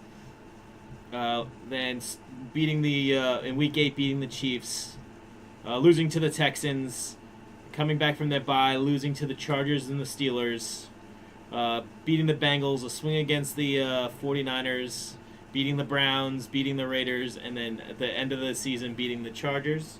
So that has them right now at 7-7 with 2 swings. And I see them going 8-8. That's it. I think that's fair. fair. With I mean, I like their defense. I love what they've done with it. It's just that quarterback situation it's a disaster. You know. Yeah. That's just me. Yeah, I think they're a team. Honestly, I kind of hope they really suck this year because I think they're a team that should get like a high pick quarterback next year. Right. You know what and I then mean? John Elway would just pick the wrong guy. Yeah, that's true. That's the problem. He's the worst. When did they take Paxton Lynch? Like 12th, right? 12. Yeah. Who- Right before the Jets. Who else was on the board? Literally everybody. No, Well, 'cause no, I there think wasn't a good quarterback. Yeah. There wasn't like a good quarterback So- out there. So like even if he didn't pick a quarterback. See, I feel like if you get like a top 5 pick, you can't really fuck up at least that class. So you get, Yeah. you know. No, they were. No, they picked them at the end of the draft. I think they picked them by the end of the draft because they were a good team. Because I think they were just off the Super Bowl. off the Super Bowl. Yeah, so they yeah. were at the end of the draft. Yeah, that would make sense. Because then they had like Brock Osweiler and Paxton Lynch, and everybody was like, ugh. Brock Osweiler stole money from Houston. He stole money from everybody. Everybody, yeah. So to wrap up Broncos my... also had Tebow too, right? Yeah. Yeah, that was way before, though. But Elway gave up on him. Maybe too early, or maybe just right about I time. think Yeah. it was too early. So to wrap up at least my personal rankings for the AFC West, I have the Chargers winning it at 11-5, Raiders in second with 9-7, Chiefs and Broncos both at 7-9. Chiefs take third based on divisional record. Okay. So I mean, I like I said earlier, I see the San Diego taking the West, maybe getting a 3 seed overall. I see them, and I also see Kansas City taking a wild card. yeah, and being, I think it's possible. and being a real disruptor. Yeah, especially if they get hot late. You know, Yep. if it's late in the season, Mahomes has really started that. You know, he's used to If he NFL gels, style now. you can't Exactly. stop him. Yeah. Brian. I have 2 of the teams going 11-5, one of them going 5-11, and the other one going 8-8. Chiefs and Raiders. I think the Chiefs would be the ones to make the playoffs. Okay. I think they edge it out over the Raiders. Chargers just going 8-8, and then I have Denver going 5-11. I don't feel like they're going to do much. Oh yeah, I agree. So Yeah. we'll see. We'll see how it goes. Now that will bring us to the NFC, which should be a little bit of a tighter race. It should Yeah, be. this is going to be a little more fun. Yeah. So we start out with the Rams. First place last year, went 11-5. Interesting thing, they have a new offensive coordinator, but really they have no offensive coordinator because they're splitting the run and pass game Right. between the offensive line coach Aaron Cromer and the tight end coach Shane Waldron. So they really have like 2 offensive coordinators working together.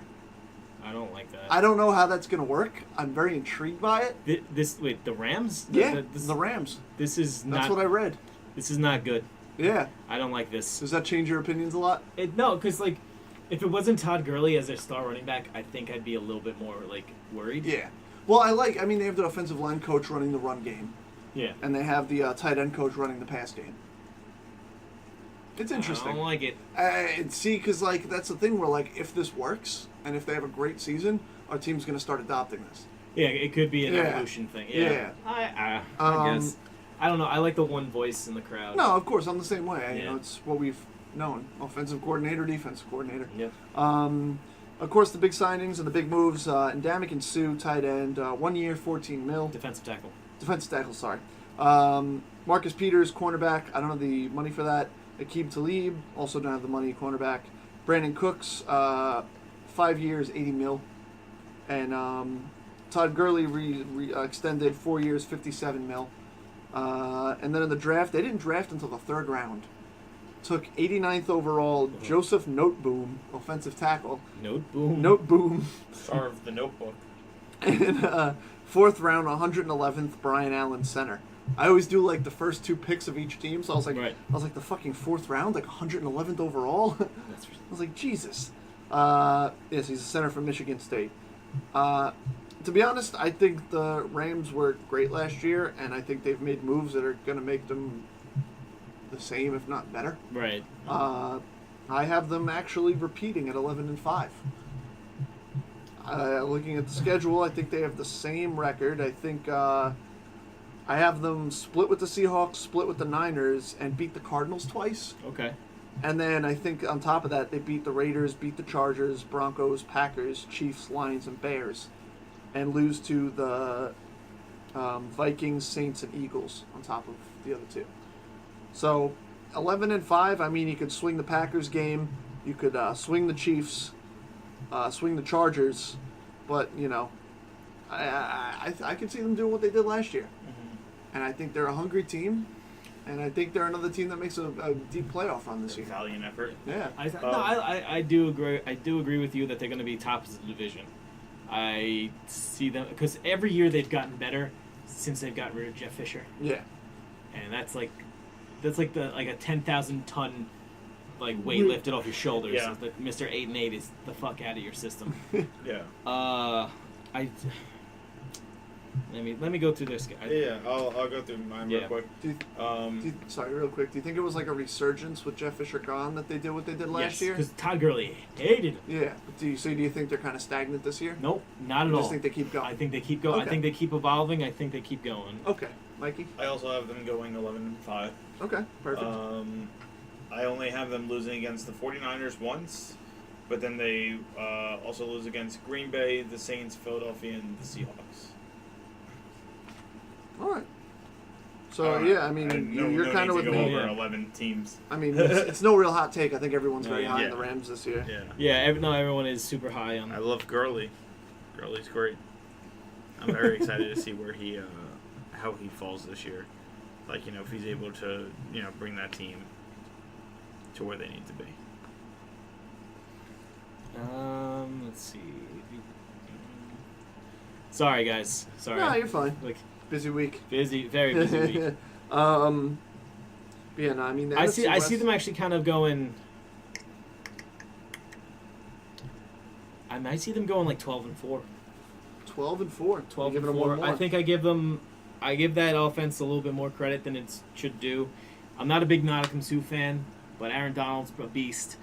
Just the two opposite in the same line. Yeah. It's like, oh my god. It's like, what are you doing? Yeah, it's gonna be insane. I think they'll surprise teams that you think they should lose to.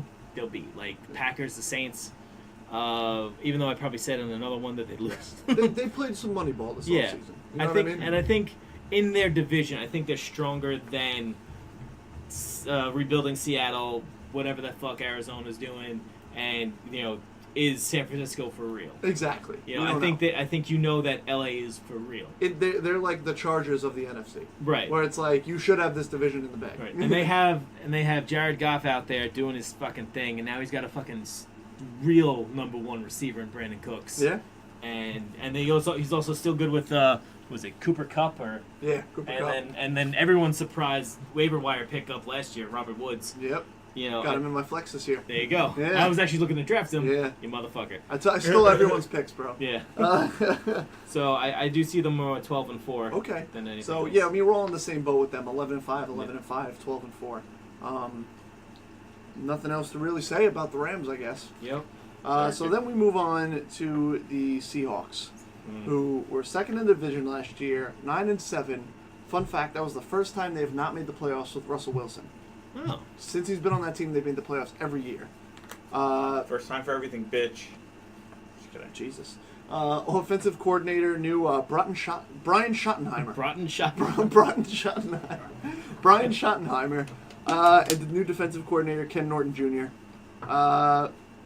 Apparently, the Seahawks were very big on last year's Giants team. Went out and got Brandon Marshall. Big fan. DJ Fluker, offensive guard. Oof. And then they went and got Jerron Brown, wide receiver, Ed Dixon, tight end, Barkevius Mingo, who, if you remember, Chris made him up in the last episode. Right. He's not a real football player. Seahawks really liked Chris's imagination, so they went and got Barkevius Mingo, offensive linebacker. I mean, outside linebacker. Offensive line. It's been a long When day. it's imaginary, you can I just do have whatever you want. OLB. I just read it. And they just send some guy to tackle the defense. And, Why not? He plays Wait, behind the he's running made back. Time up. out. He could play offensive linebacker. Why couldn't they do that before? Yeah. There's Why no- not have it two? was- Yeah. It's Airbud mentality. It's like Rick and Morty. Okay, that was always allowed. Yeah. Yeah, just have somebody that goes after the linebacker instead of the running back. Yeah. Like, Yeah. just to get him out of the way so the running back has a... And then they found Sebastian Janikowski on the side of the road, who escaped from Oakland Woof. and the raging fire, and he's now with Seattle. So he's Okay. with the Seahawks. First round, 27th overall. Rashad Penny, a pick that surprised a lot of people. People wasn't sure if he was a first rounder. I guess they have a plan for him in their scheme. Running back out of San Diego State. And no second round pick. Third round, 79th overall. They took Rasheem Green, defensive tackle. Wait, didn't they draft? When did they draft? What's his name? With one hand. Oh, Was that later? yeah, he's starting. JPP? No. Yeah, he's starting. Fucking Edmonds? No. What the fuck is this guy's name? Shaq Griffin? Yeah. Yeah. Shaquem Griffin. Yeah. Yeah, and they drafted him too. I don't know what round he was, but he's starting on the roster. Ooh. So, good on him. Now, real question. This is not me trying to be like an asshole and make a joke, but like, can he legitimately make interceptions? Probably. Like, is he just gonna catch the ball one-handed in the Well, chest? I just want to let you know. like, I'm not trying to be he a could dick. tip it. Like, I'm just going to let you know, 25 years ago, one-handed pitcher Jim Abbott pitched a perfect game today. So, no hitter. No hitter. we should give him a hand. Just give him one hand. That was a fucked up joke. So I'm I just letting actually you have know. a Jim Abbott autographed baseball, so. There you go. Yeah. It was really hard for him to hold it while he signed it, but he made it work. Brian had to hold it. Brian had to hold it out for him. He just put it on the table. He actually just kind of like He put his arm on it to, trap it. Brian's arm gave a little bit. And there's like a long line. Jim Abbott, I apologize. You did well for the Yankees. Hey, nothing to do with anything, but I went to a Ducks game once and I saw this guy who used to pitch for the Phillies, and he had like 6 fingers. It was really weird. Oh, Oh, I know his name. Yeah, I so don't I saw remember him. his name, I saw though. him pitch against the Ducks. So he was doing that as of like was 3-4 years ago. Was that when I wasn't I at that game? Was that with you? Yeah, it was me, you, and I think Perkowski, Probably. right? And we Yeah. kept making fun of the first baseman, and he flipped us off. Ray Navarez. Right? Yeah. and I had a Twitter feud with him too. We've told you about that, right, Brian? Oh my god. We would be like overly generous to him. We'd be like, great play, Ray. We know it was a foul ball, but you really gave it that all, Ray. Good job, Ray. We were like Oh my 4 rows from the and dugout. we annoyed him And- to the point where like he got on base with a walk. We were like, good eye, Ray. Good eye. You're killing it, Ray. Good And he job, was, Ray. He was standing at first base. From where we were sitting, I could see him not blinking, tunnel visioned on us, just mouthing words like he was like, "You fucking motherfuckers, I'm gonna come over there, fuck you," like just kept going. That I think the first baseman on the other team like came on, was like, "Buddy, you all right? Like, don't let him get to you." We were like, "Ray, you're playing great, Ray." Like we just kept going. I think we did that because I think he made an error in like the first inning. Yeah. And then like Jesus ever since Christ. then, it was just like Come on, man, you got it, dude. I think Chris got those tickets because he worked at that MRI place. Zwanger Pasiri, yeah. And like the Ducks players would get, like, as a sponsor, they got free like checkups and like everything. No, yeah. So I think like Ray came in for an MRI. And Chris was like freaking out. He's like, "Do you think he remembers me? Do you think he realizes it's me?" Like, fun fact: Brian's neighbor from across the street, growing up, used to play for the Ducks. Yes, really? very true. And his brother was my bowling coach. Really? Yeah. I like how we got from Shaquem Griffin to like Brian. It's to like Jim Abbott. 6 degrees of Brian's neighbors. Yep. It's our new game here on the podcast. He was the one bowling coach that didn't, commit terrible acts with children. Wow. That went exactly where I thought it was going. Oh, Yeah. Oh boy. So the Seahawks are going to go 7-9. No, that's what I have them going. I think they regress from last year. Assuming everybody stays healthy, I think they're 7-9. Like I said earlier, I think they are one Russell Wilson injury away from being a top 3 pick in the draft next year, in which they could start rebuilding this team. 100%. So the 7-9 I gave them. I think they sneak one out against the Rams. Okay. And I think they split with the whole division. Rams, Cardinals, Niners. They each win one. On top of that, I think they beat the Raiders, the Lions, the Panthers, and the Broncos. And I think they lose to, along with each one in the division, the Bears, the Cowboys, the Chargers, the Packers, the Vikings, and the Chiefs. Okay. So I think 7-9. And Okay. you can swing a few of those games. Maybe they lose to the Rams twice, more than likely. But I gave them one. So Yeah. maybe more along the lines of 6-10. I gave them 7-9. Okay. Yeah. I have them going 8-8. 11-5. Got it. 11-5. I have them winning against the Rams, the 49ers, Chicago, Oakland, Detroit, the Chargers, and the Vikings. They edge one out against the Vikings. Okay. And they lose against Arizona twice, the Rams, the 49ers, Dallas, of course, Green Bay, Carolina, Kansas City, and Denver. I feel like, Earl Thomas, when they play against Dallas, is going to accidentally tip the ball and give it to... Oh, so he'll be suspended for collusion and point shaving. Yeah, 100%. So you won't even get him. It would be an accident, though. He'll be kicked out of the league. Total accident. Let's Michael Gallup, get the game-winning touchdown or whatever. Sure.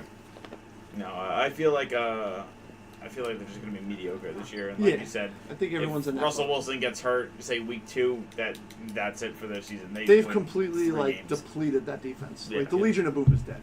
Yeah. Yep. I see them at 6-10. I'm not a big fan of them this year. I've never been a fan of Pete Carroll, though he's kind of a wiener.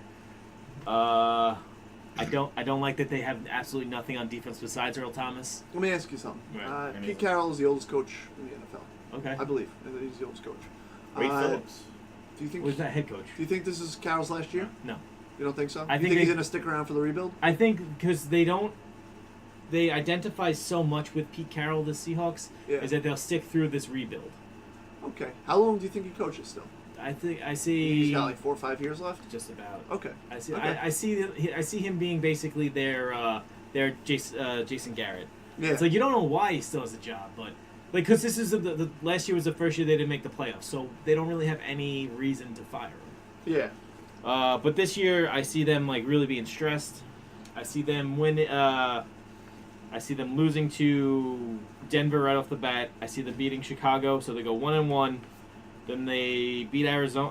All right, here are the wins: the Bears, Arizona, Oakland, Carolina, San Francisco, Arizona. So they take 2 from Arizona, split with San Francisco. Okay. I see them losing to Denver, the Cowboys, the Rams twice, the Lions, the Chargers, Green Bay.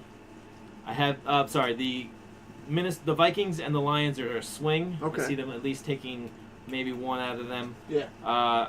Then they split with the San Francisco, like I said, and then they lose to Kansas City. Because I think Kansas City will be on a roll by then. Okay.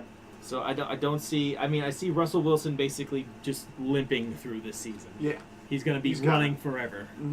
One of the reasons I avoided Seahawks like the plague in fantasy this year. I want nothing to do with them. Nah, yeah. I feel like that might be a team, like there's always that team that develops where you kind of flex a defense against whoever they're playing that week. And I think there's a chance Seattle is that team this year. Mm-hmm. Like, fucking... I don't know, man. Like, I love Brandon Marshall, but, like, you know, if he's one of your starting receivers... I don't see him lasting too long. Yeah. You saw what that did for the Giants last year. Yeah, it was a bad move to begin with. Yeah. I mean, I wish him the best of luck, and you know, but whatever. Yeah. I mean, don't you have his jersey? Yeah, that's why I have to pretend I don't regret that, Brian. No, I really don't.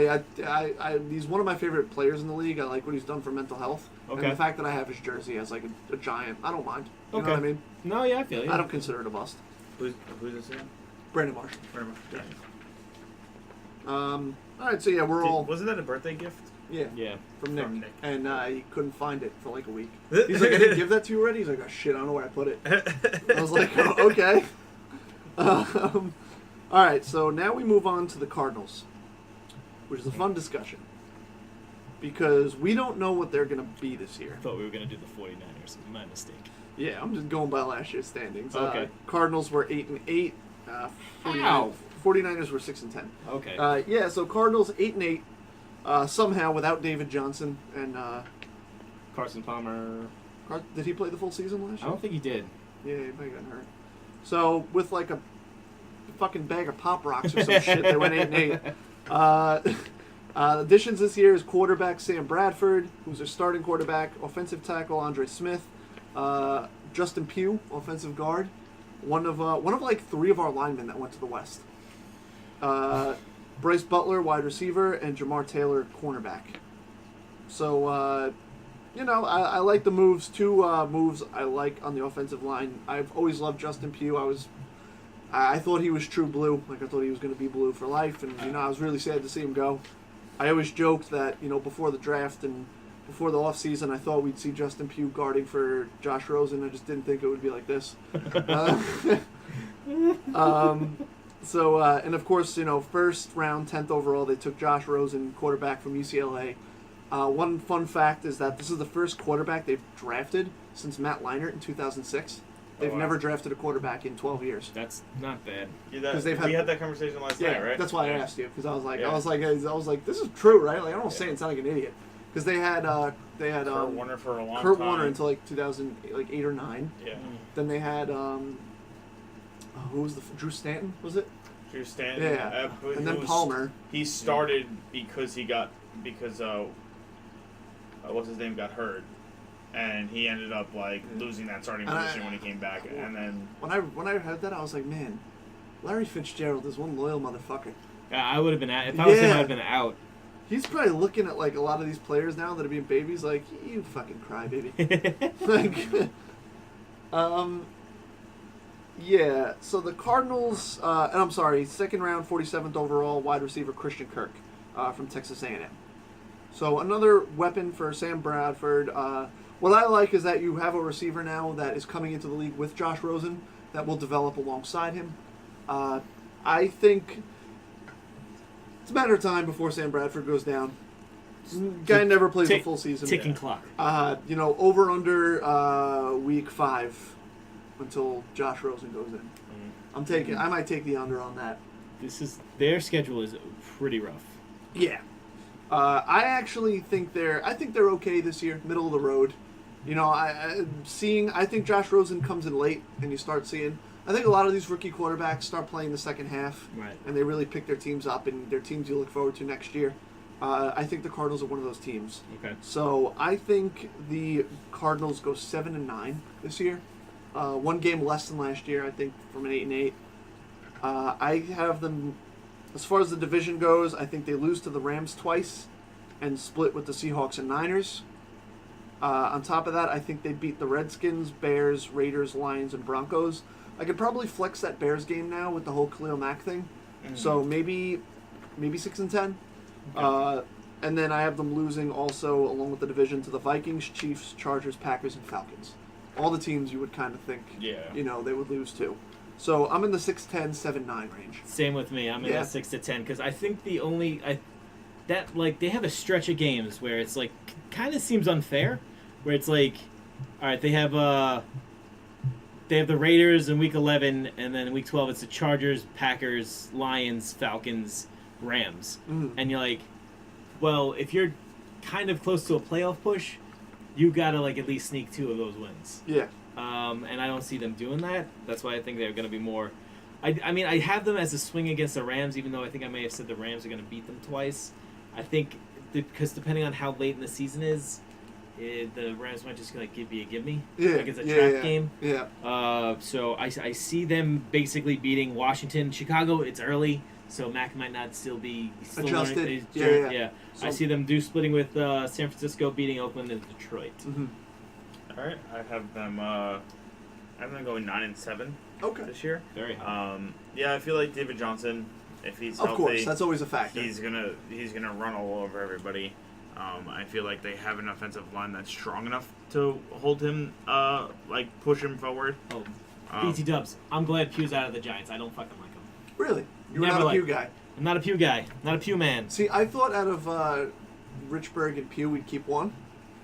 And I was hoping it's Pugh because Richburg, I don't think is great in run defense.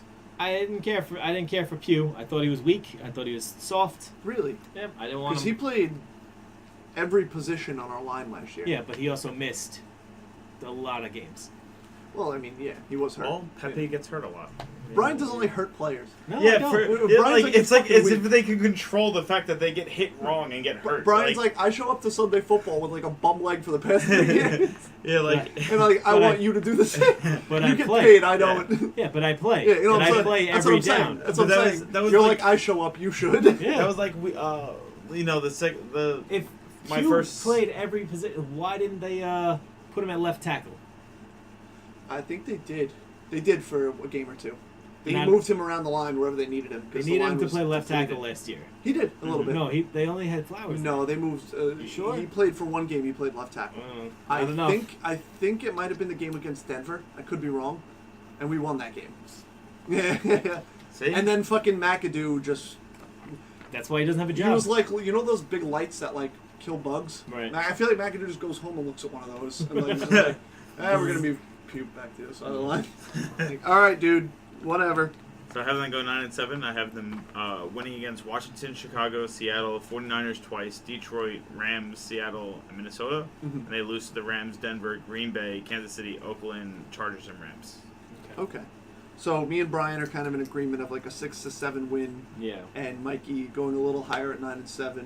You think David Johnson's going to be a real factor in keeping that team afloat? Yeah, Which 100%. very much could be true. I mean, hey, if they end up being a playoff team this year, I would love to see it. I would love to see. I will keep saying I think Fitzgerald deserves a ring more than anybody in the NFL right now. Yeah, he does. Like we just named all those quarterbacks that he's been loyal to this franchise throughout. You know what I mean? And I think Carson Palmer was the only one that legitimately could have led them to the promised land. Not that soft tossing Matt Leinart. Kurt Warner, maybe. What was fucking Matt Leinart said something about a quarterback. I think it was about Sam Darnold. He's like, well, if I was a little bit faster and had a stronger arm, I'd still be playing. Did you see? I saw you know the Facebook memories thing where it shows you like what you posted a year ago. Yeah. I had a retweet from or a share from a Giants page that was like a quote from McAdoo about Ezekiel Elliott, and he was like, "Yeah, well, you know, all running backs are the same when they got nowhere to run." Oh boy. And I was like, "What a fucking brazen quote from this asshole that had the wool over all of our eyes." Yeah. How I was many like, yards oh, did boy. Zeke run against you guys? Not a lot. Yeah, no, I actually don't know if he did, but you guys did. Paul. I know we stuffed him that one time he did like. Yeah. The first time he played against us, I think we stuffed him. He probably only played against us once last year. Yeah. And his first season, we destroyed him. Both games we played against him his rookie year. I think the Giants have always been kind of an Achilles heel for Zeke. All right, now to wrap things up with the Niners. Niner 49ers. 6-10, 6-10 last year. Last in the division. Jimmy G Magic though. Yep, I think I keep confusing the two. They have Shanahan, right? The Rams. Kyle Shanahan, yeah. I always confuse Shanahan with McVay because they both in the same year. Both were like offensive gurus or whatever, you know. Oh, he had 50 yards the first game and then 107 yards the second game. Last year? His rookie year. Oh, okay. His rookie year. Oh, okay. Because I knew we won both those games. I didn't remember if Zeke went off in the second game. So the Niners 6-10 last year. I think Shanahan was really aiming for a top pick. Okay. And then it got fucked up when Bethard got hurt, and he was like, "Fuck, I have to play Jimmy G." Yeah. Because they were like benching. They were like, "No, Jimmy G's playing next year, guys." Yeah, You know what I everyone mean? was like set on like Jimmy G not coming in, but Yeah, it's like and I was like, they had to bring him in, and they kept winning. Yeah. And Shanahan's probably like, "Fuck." this guy. So 6-10, ended up drafting 9th, which wasn't bad. But as far as moves this year, they have a new defensive coordinator in Chris Kifflin, who's actually coming up from Florida Atlantic University. So he's coming up from college right to being a defensive coordinator. Could be interesting. FAU. Foul. Foul. The third Giants lineman to go to the West, Weston Richburg, signed with the Niners, 5 years, $47 million. Got that big money deal. Jerick McKinnon, running back, 4 years, $30 million, is Out. now out, not playing this year. And then Richard Sherman, cornerback, 3 years, $39 million. Too much money. See, a lot of people felt like Sherman didn't give himself enough money. They felt like he kind of Well, he underpriced represents Yeah, himself. he represented himself. And he put out a statement because somebody was like, "Oh, you played yourself," and he's like, "No, I'm taking a gamble on myself that I'm gonna be worth it." And I think it's incentive based. I think a lot of it is incentive based. I think he should have signed a 2-year contract.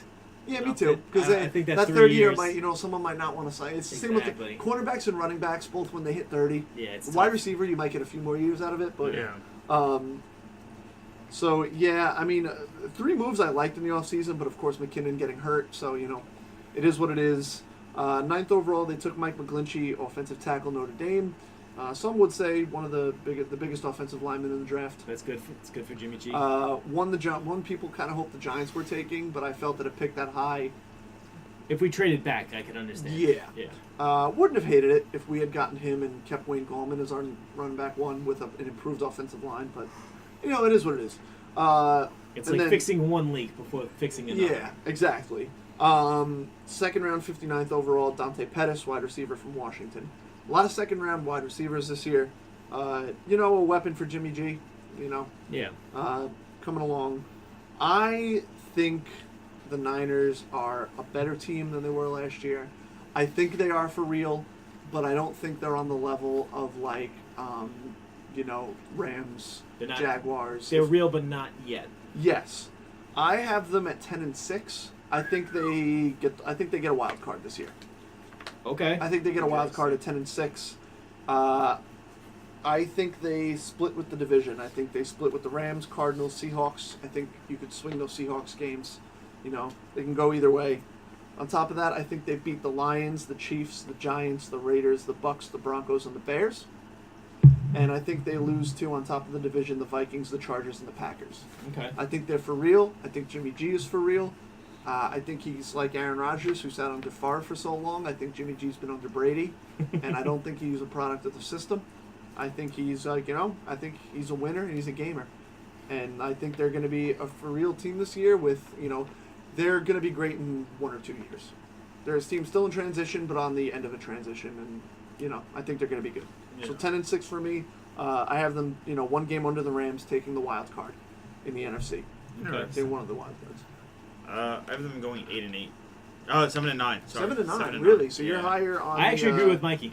Really? I agree with him. Yeah. Depending So on you're what higher on the Cardinals, lower on the 49ers. Yeah. Okay.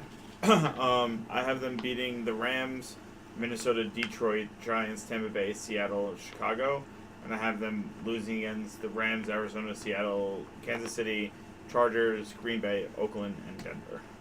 Okay. I just feel like it's going to be.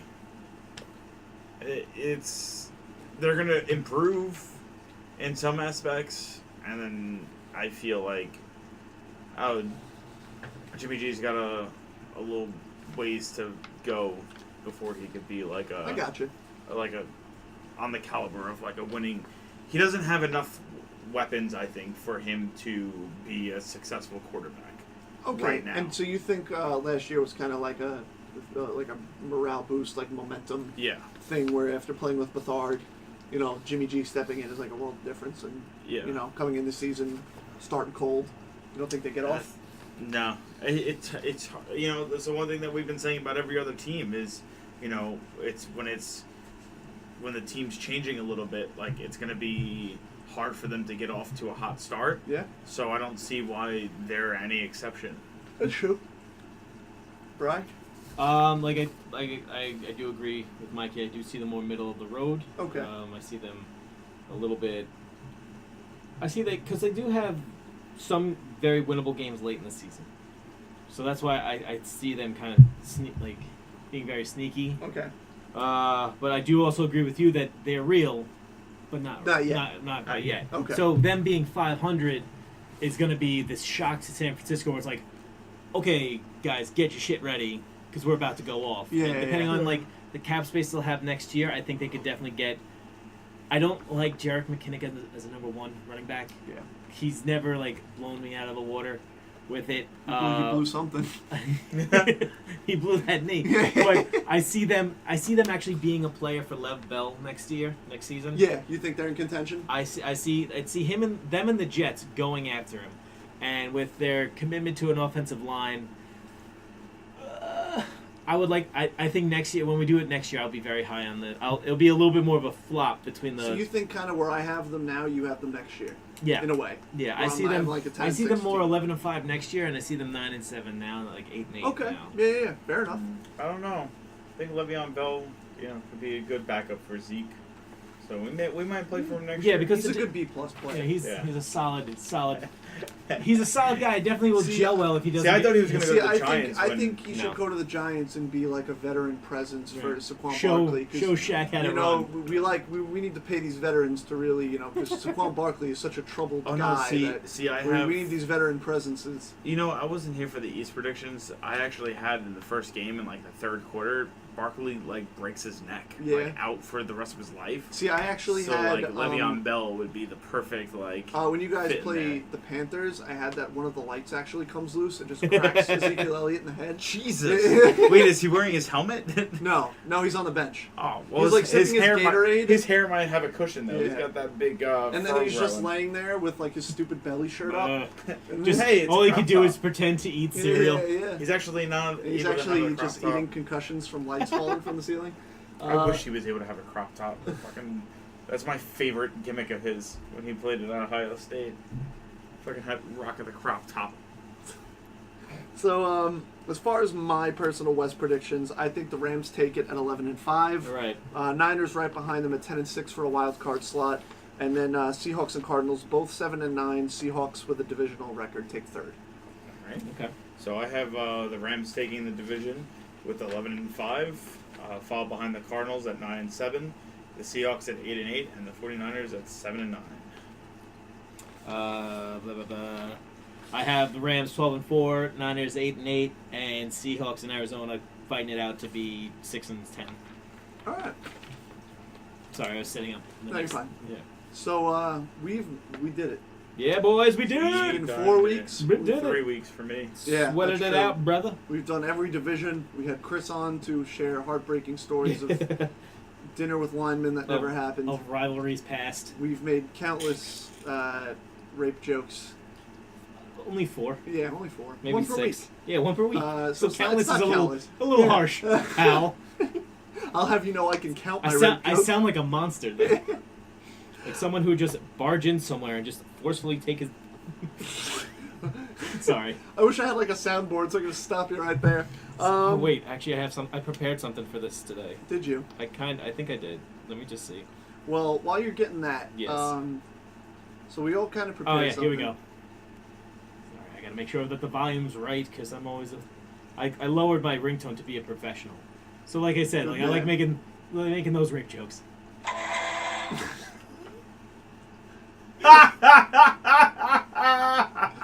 That was amazing. I loved it. Foresight. A+. So we all kind of talked about this. I had you guys bring your predictions. I wanted to talk about, before we get into week 1 tomorrow, before it all goes down for real, let's see early bird predictions, who wins it all. So we want to talk predictions about who you have in the NFC Championship, in the AFC Championship, and then who you think goes on to the Super Bowl and who wins the Super Bowl. Do either of you want to start? Mike, you look ready. You look poised and ready to. I feel ready to strike. I feel like the Rams. Okay, for the NFC Championship. For the NFC Championship, will go up against Green Bay. Okay, Green Bay. Wow. All right. I'm actually doing a whole lot more over here. I'm kind of running. Well, give me your whole tree. Yeah, We'll go person by person. Give me. So who do you think for NFC, AFC? So NFC, I have the Cowboys against the Saints. Well, just championship game. Oh. Do your NFC Championship game, your AFC Championship game. Okay. Your Super Bowl. All right. So sorry, Rams versus Packers. Okay. And then for the AFC, I think it's going to be the Jaguars versus the probably the Patriots. Yeah. Okay. Probably the Patriots. Jags and Patriots. Do you want a winner now? So a rematch of last year? Yeah, that was a rematch of last year. Yeah. Do you want the winners now, and do you want me to tell you? Just do your whole tree for that. I feel like the Rams. I really want a Rams versus Jaguars. I think that's going to be a Super Bowl where both teams can get hot and both can upset the Packers and the Patriots. Let's be real. I think we're all ready for fresh faces in the Super Bowl. And I had this thought early on in the offseason where I forgot who it was, but somebody, I think it was I don't know if it was you or Brian who said something about we were talking about Dak Prescott, and I think somebody said something along the lines of the Cowboys haven't won a Super Bowl in X amount of years, but in in all those years, there's only been 6 or 7 teams that have won. Out of 32 teams, it's been the same 6 or 7 teams that have won. King of the Mountain. Yeah. Yeah. No one's toppled the Patriots. So that's what I'm saying.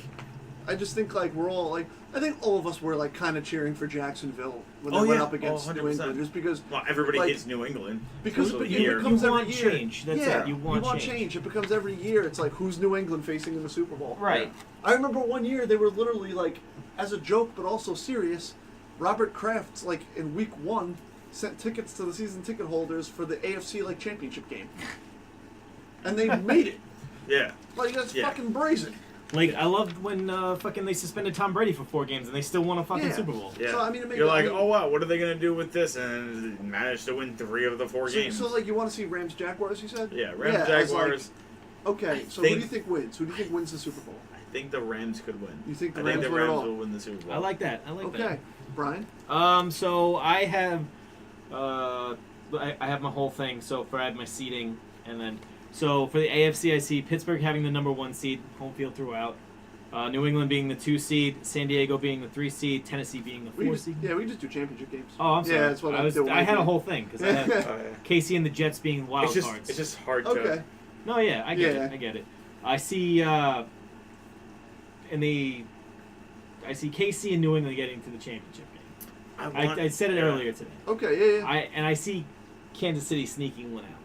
I see them Go upsetting. up? I think this is the end of You think Pat Mahomes in the rookie year just goes all the way? In Gillette Stadium, they win. Okay. Wow. I see it. Yeah. If they stay healthy, they got Kareem Hunt, Tariq Hill, and Travis Kelce. If they stay healthy, there's no way that shell of a team up in New England can hang with that. Because I'll be honest, I think if the Pats don't go all the way in the playoffs this year, things start falling apart. Yeah, it started now. If Pat Mahomes becomes the Pat killer, right? The Patriot killer, Pat Mahomes. This is his Mahomes now. This is my Mahomes now. All right, so you think KC is going to represent the AFC? I do see. I see Dallas and Atlanta being the wild cards, and that's only because Philly and New Orleans squeak out. Because we were very high on New Orleans and very high on Atlanta. Yeah. It's just that they squeak out. They have the point differentials that puts them over. Yeah. I see Dallas playing LA in the wild card game and getting stomped. I see Green Bay and New Orleans in the championship game. Green Bay going to the Super Bowl, and Green Bay with my motto for Green Bay: win 8 Super Bowls. Win 8 Super Bowls in 4 years. This is number 1. Gotta start somewhere. 4 and 8, they have baby. They have to win 3 or 4. They have to win 4 next year. Yeah, they have to win 4 next year. Next year, yeah. Yep. All right, so you have Green Bay as Green the Bay. Super Bowl champions. Yep. Mikey has the Rams as the Yeah, Super I Bowl will champions. say that I had the Cowboys losing to the Green Bay in the second round of the playoffs. So I had them winning the first round. They win the wild card, win the first round, and then lose to the Packers. Mm-hmm. And I feel like that would be another reason why I should, hate the Packers, because it'll be the third time that we lost. It'll be a lot. It'll be a lot of fun. It's just that I know Kansas City has a running advantage over Green Bay right now, but I do think because Aaron Rodgers is Aaron Rodgers, he makes fucking he makes gold it happen. out of shit. Let me throw one at you guys, real quick. So I am in a similar boat to Mikey. I actually changed it out in my NFC championship game where I have the Rams and the Falcons. Okay. I originally had the Packers and the Falcons, but I think the Rams go a little further this year.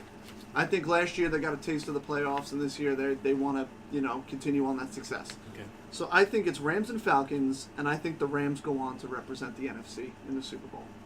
Okay. On the AFC side, I have two teams that were not in the. I don't think either of them won the playoffs last year. In the Chargers and the Texans. Whoa, what? The Texans I can see. I can't see the Chargers. I think they both go for deep runs.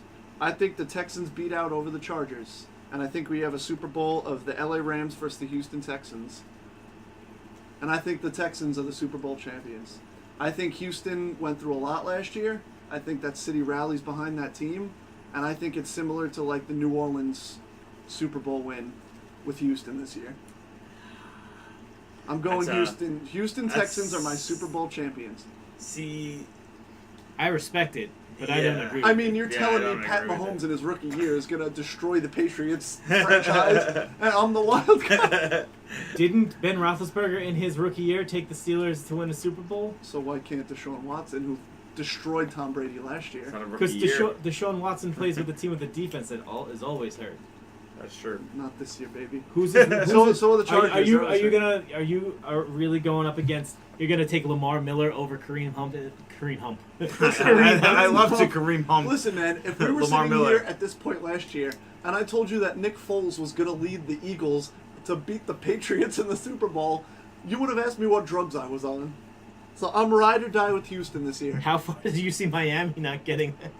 Listen, man, Yeah, you went really far. they from, win the division, Miami. they fall off in the playoffs. I don't know what happens. I'm a Houston Texans ride or die all the way to the Super Bowl. I think Houston versus LA would be a great Super Bowl for the markets they're in. I think Houston would. I think, like I said, they're going to rally behind that team as a city. A year-old hurricane. Yeah. They already Absolutely. had their championship. But J.J. Watt did a the lot. Astros fucking I don't won the care. World Series. They're going to do it because they're going to keep playing up on it. Goodell's going to eat that shit up. And that's going to be the whole promo before the fucking Super Bowl. See, I think like a city ravaged by the storm. no. See, Just That like- was just like quickly. fucking- That was giving money very fast. Yeah. Exactly.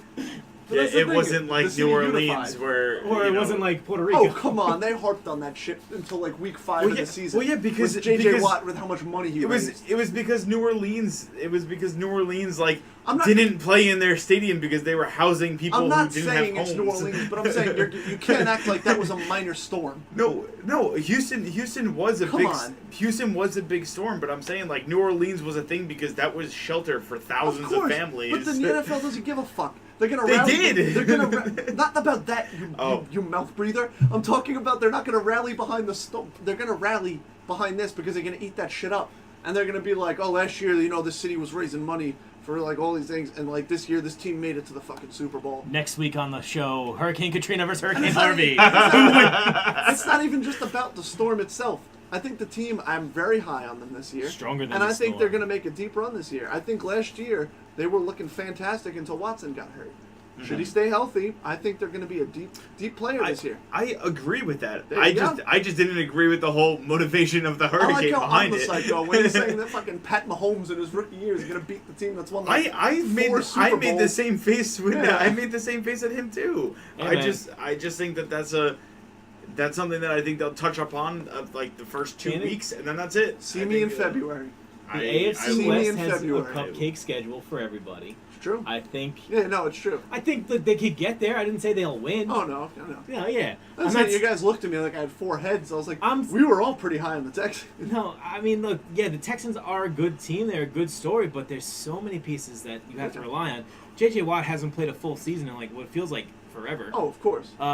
Denard Hopkins and Will Fuller. You have Tyrann Matthews, and you have a lot of questions. Of course. That's all it is, and you're hoping and praying. Also, you got to rely on Bill O'Brien, That's also true. who's like, all right, but I mean, like, I'm banking on it. This look year. at the two guys I do have, Andy Reid and Mike McCarthy, who are, like I said, I think I both said on this show that if they do not do well, they are out. Bill O'Brien's on that list. Yeah. Bill O'Brien is. Yeah. How are you still here? Yeah. I think these two coaches have now. If anyone could save Bill O'Brien's job, it's going to be Deshaun Watson. Jason Garrett's also on that list. No, too. he's not. Yeah, Yes, he is. I don't think he is. 100%. If they were gonna fire Jason Garrett, they would have fired him by now. I would say this is a bubble year for him. If This Dak Dak doesn't work out, I think Witten's no, Garrett's gone too. Garrett's gone, Witten's Witten's already in. gone. No. If the Cowboys Romo's don't, in. if the Cowboys don't make the playoffs, Garrett's gone, and our offensive coordinator Lyon's gone too. Rod Marinelli. It's just a cup of marinara sauce calling has them. With rebuilt. glasses and a clipboard. He's rebuilt our defense to be an amazing defense. No, it's not. Oh shit! Someone it spilled is, Coach. He's all over the place. Be careful on the sidelines. You don't want to kick Coach down the field. All right. Do we want to make any more bold predictions, whether about our teams or whether about anything else? Because I have a very hot take. Let's do one thing. Everybody gets one fire extinguisher. For those that don't know, the fire extinguisher was our friend Nick Willie. Oh my God. During a I wrestling, fucking love during that a wrestling story. pay-per-view, Right. I think it was CM Punk went under the ring, and like while he was going under the ring, he goes, he's gonna pull out a fire extinguisher. He's like, wouldn't it be funny if he pulls out a fire extinguisher? They have not used one in WWE in like 5 years at this point. Yeah. And he just pulls one out, and we lost our collective shit. It was such a Hail Mary. So Yeah. everyone gets one fire extinguisher call for the NFL season of some bizarre thing that you're going to see happening. Okay. Mine, and I've said it. I gonna write might these have said down. it. I might have said it last season. Keep receipts. I mean, I might have said it last week, but barring health, by the end of this year, Dallas will have a top 5 defense. By the end of this year, Dallas will have a top 5 defense. I think their defensive line is spectacular this year. I feel like our safeties and our linebackers have a lot to prove, and if they do prove it, It's will just prove everybody wrong. Sean Lee injured. That's the problem, barring health. Sean Lee needs to stay injured. He can miss it. Stay healthy. Sorry. He needs to stay healthy. I didn't say it. He needs to stay injured. We need this guy away from our team. Keep him as far away as possible. So Christian McCaffrey can be the dominant white guy. Also, I can see Dallas leading the league in sacks this year. Wow. That's wild. If you look at If you look at our defensive line, you'd be able to see that sacks pretty much, rise game by game. Okay. All right. Do you know one yours? All right. So I do think.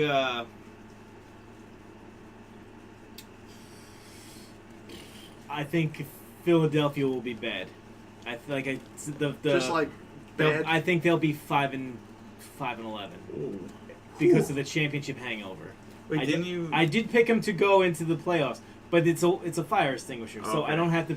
Like you're saying that Yeah, Dallas is going to no, have, but like an all-time Chicago Yeah. Bears level defense, Yeah, like yeah. an '86 defense. But like Totally I see think it. if it's going to be a wild prediction, I don't see Atlanta rebounding as well as everyone thinks they're going to. All right. You guys ready for my prediction? 8 Super Bowls in 4 years. By week 5 Right. of the season, Le'Veon Bell's traded to the 49ers. Wow. I think he keeps trying to hold out, and they're like, we're going to try to get something for this guy. Fuck him. Yep. And you agree with me And that I think he'll fit in well with the 49ers. And I think they're in more of a win now mode than the Jets. Yep. That they'll be willing to give up something big for Le'Veon Bell, maybe a first rounder to get Lev Bell. Because if they're gonna be good, they're gonna be in the middle of the pack or lower. So what do they really got to lose? Yep. And again, it's a fire extinguisher. Just throwing it up there. Yeah. I'm putting Some week wild 5. ass- some I'm wild- gonna say specifically week 5. I don't know why. Trading deadline's week 6, isn't it? Yeah. So there you go. So there you Or go. should I just say by the deadline? By deadline. By deadline. Okay. Give yourself some leeway. Can I Mikey gets 2 fire can I extinguishers. also bring up another Dallas one? will have a bottom 5 offense. I can't lose. They go 15th. Wait, hold on. Let me, Sean Lee runs for mayor and wins. Gets injured and then Can I have a second that Sean Lee plays every game this year? Hold on 1 second. Let me just. Eric Flowers lets up 0 pressure. Pro Bowl All right. for Eric Flower. I think that this year, Josh Gordon will have over 1,100 yards. I think this year Josh Gordon will have 1,100 joints. Ooh, that sounds like a fun time. And I mean, my prediction still stands for the Browns. I don't see anything changing. I think by their bye week, Hugh Jackson will be fired. Mm-hmm. You want to do a second one then? No, I mean, No, that's not a yeah. fire thing. I'm just Okay. I'm just standing by my prediction. Okay. All right. So Mikey, top 5 Dallas 5 top 5 defense. Josh Gordon over 1,100 yards. Brian Philly 5-11, Yep. and I have Le'Veon Bell to the 49ers by the deadline. Okay. When's the deadline? Is that Week 6. Yeah. Like late October All right. or some shit like Yeah, because with McKinnon hurt, they want to plug and play. that. Yep. They And, got that offense ready to go. Yeah. All right. So, So boys, we did it. we did it. We are here at the end. Bang, bang. Of course, tomorrow night, maybe tonight, whenever you're listening to this, week 1 of football is right here. We Technically tonight. made it. Technically tonight. tonight, Yeah, yeah. by the time this is out, which is 12:08. Yeah. Yep. Hey, in 24 hours, I'll be playing Spider-Man. There you go. Hey. I'm hyped. Me Hey. too. So, I think I'm uh, gonna buy it tonight and have it installed tonight as well. Hell yeah. So, guys, thank you so much for listening throughout the entire preseason Palooza. We hope you guys have a blast for week 1. Be sure to follow us on Twitter at PickGlassPod. Let us know your predictions for next week's games. Let us know your game of the week. And, Tell us how puberty's going. yeah, let us know because I'm 26 this week and apparently still going through it. Hey. And we hope you guys enjoy. We will see you next week for our first regular show. First under regular show. Our regular format. And It's- it's a lot more laid back. A lot more of us just talking football. I feel like we're gonna, what we were talking about, some of the things that we'll be talking about. So we're pretty much going to be recapping this past. What are we gonna be talking? We're talking about the things we're talking about. We're gonna be talking about talking. We're gonna be recapping week 1 and then maybe throw out a few predictions for week 2. Yeah, we're Um, gonna. We Before we go, That's what we're gonna be talking about. I would just like to ask you guys, what is one game this week, week 1, that you think that everybody should watch, or do you think everybody should kind of keep their eyes on? For if you would give me 1 second. Yeah, if you want to give us. Oh, like, you know what? I know the game. I think it's 1:00 game. It is Minnesota versus San Francisco. Yeah, that's it. I'm excited to watch 2 quarterbacks that are very hyped up. Both Cousins coming off the big money deal, and Jimmy Garoppolo, is he for real? Going head to head. I think that's going to be exciting to watch. I So say- that's my money game. Vikings Niners. It's a 1:00 game on CBS. It's called the Bengals and the Indianapolis Colts. I think that will really determine Which one of which them one- is going to be worse? Yeah, So for me, Dallas. it's going to be a good game, but no, I wouldn't say that. Honestly, I really, really want to see the Texan-Patriot game as well. That'll be a good one. Yeah, that as should be well fun. as I think Philly versus Atlanta is going to be a great game as well. That's- it's going to be yeah, it's that's going to be tonight. A, That's it's, 8 yeah, on it's 8 NBC. o'clock tonight. I feel like week 1 Thursday night is always the best Thursday night because Yeah. the team's not really on a short rest. Mm-hmm. So, very excited. I mean, obviously Wentz isn't back yet. It's Foles. But I'm excited. I got JJ going to fantasy.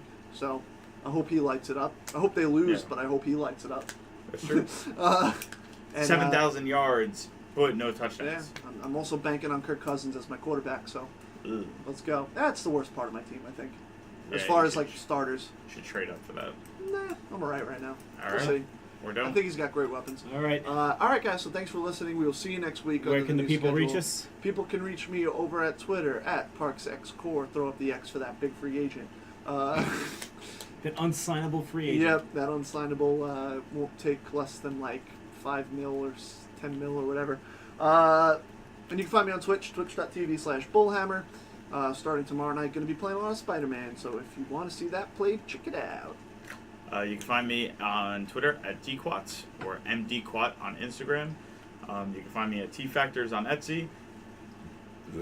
Excuse me, and also dquat on Twitch, which eventually I will also probably be streaming Spider-Man as well.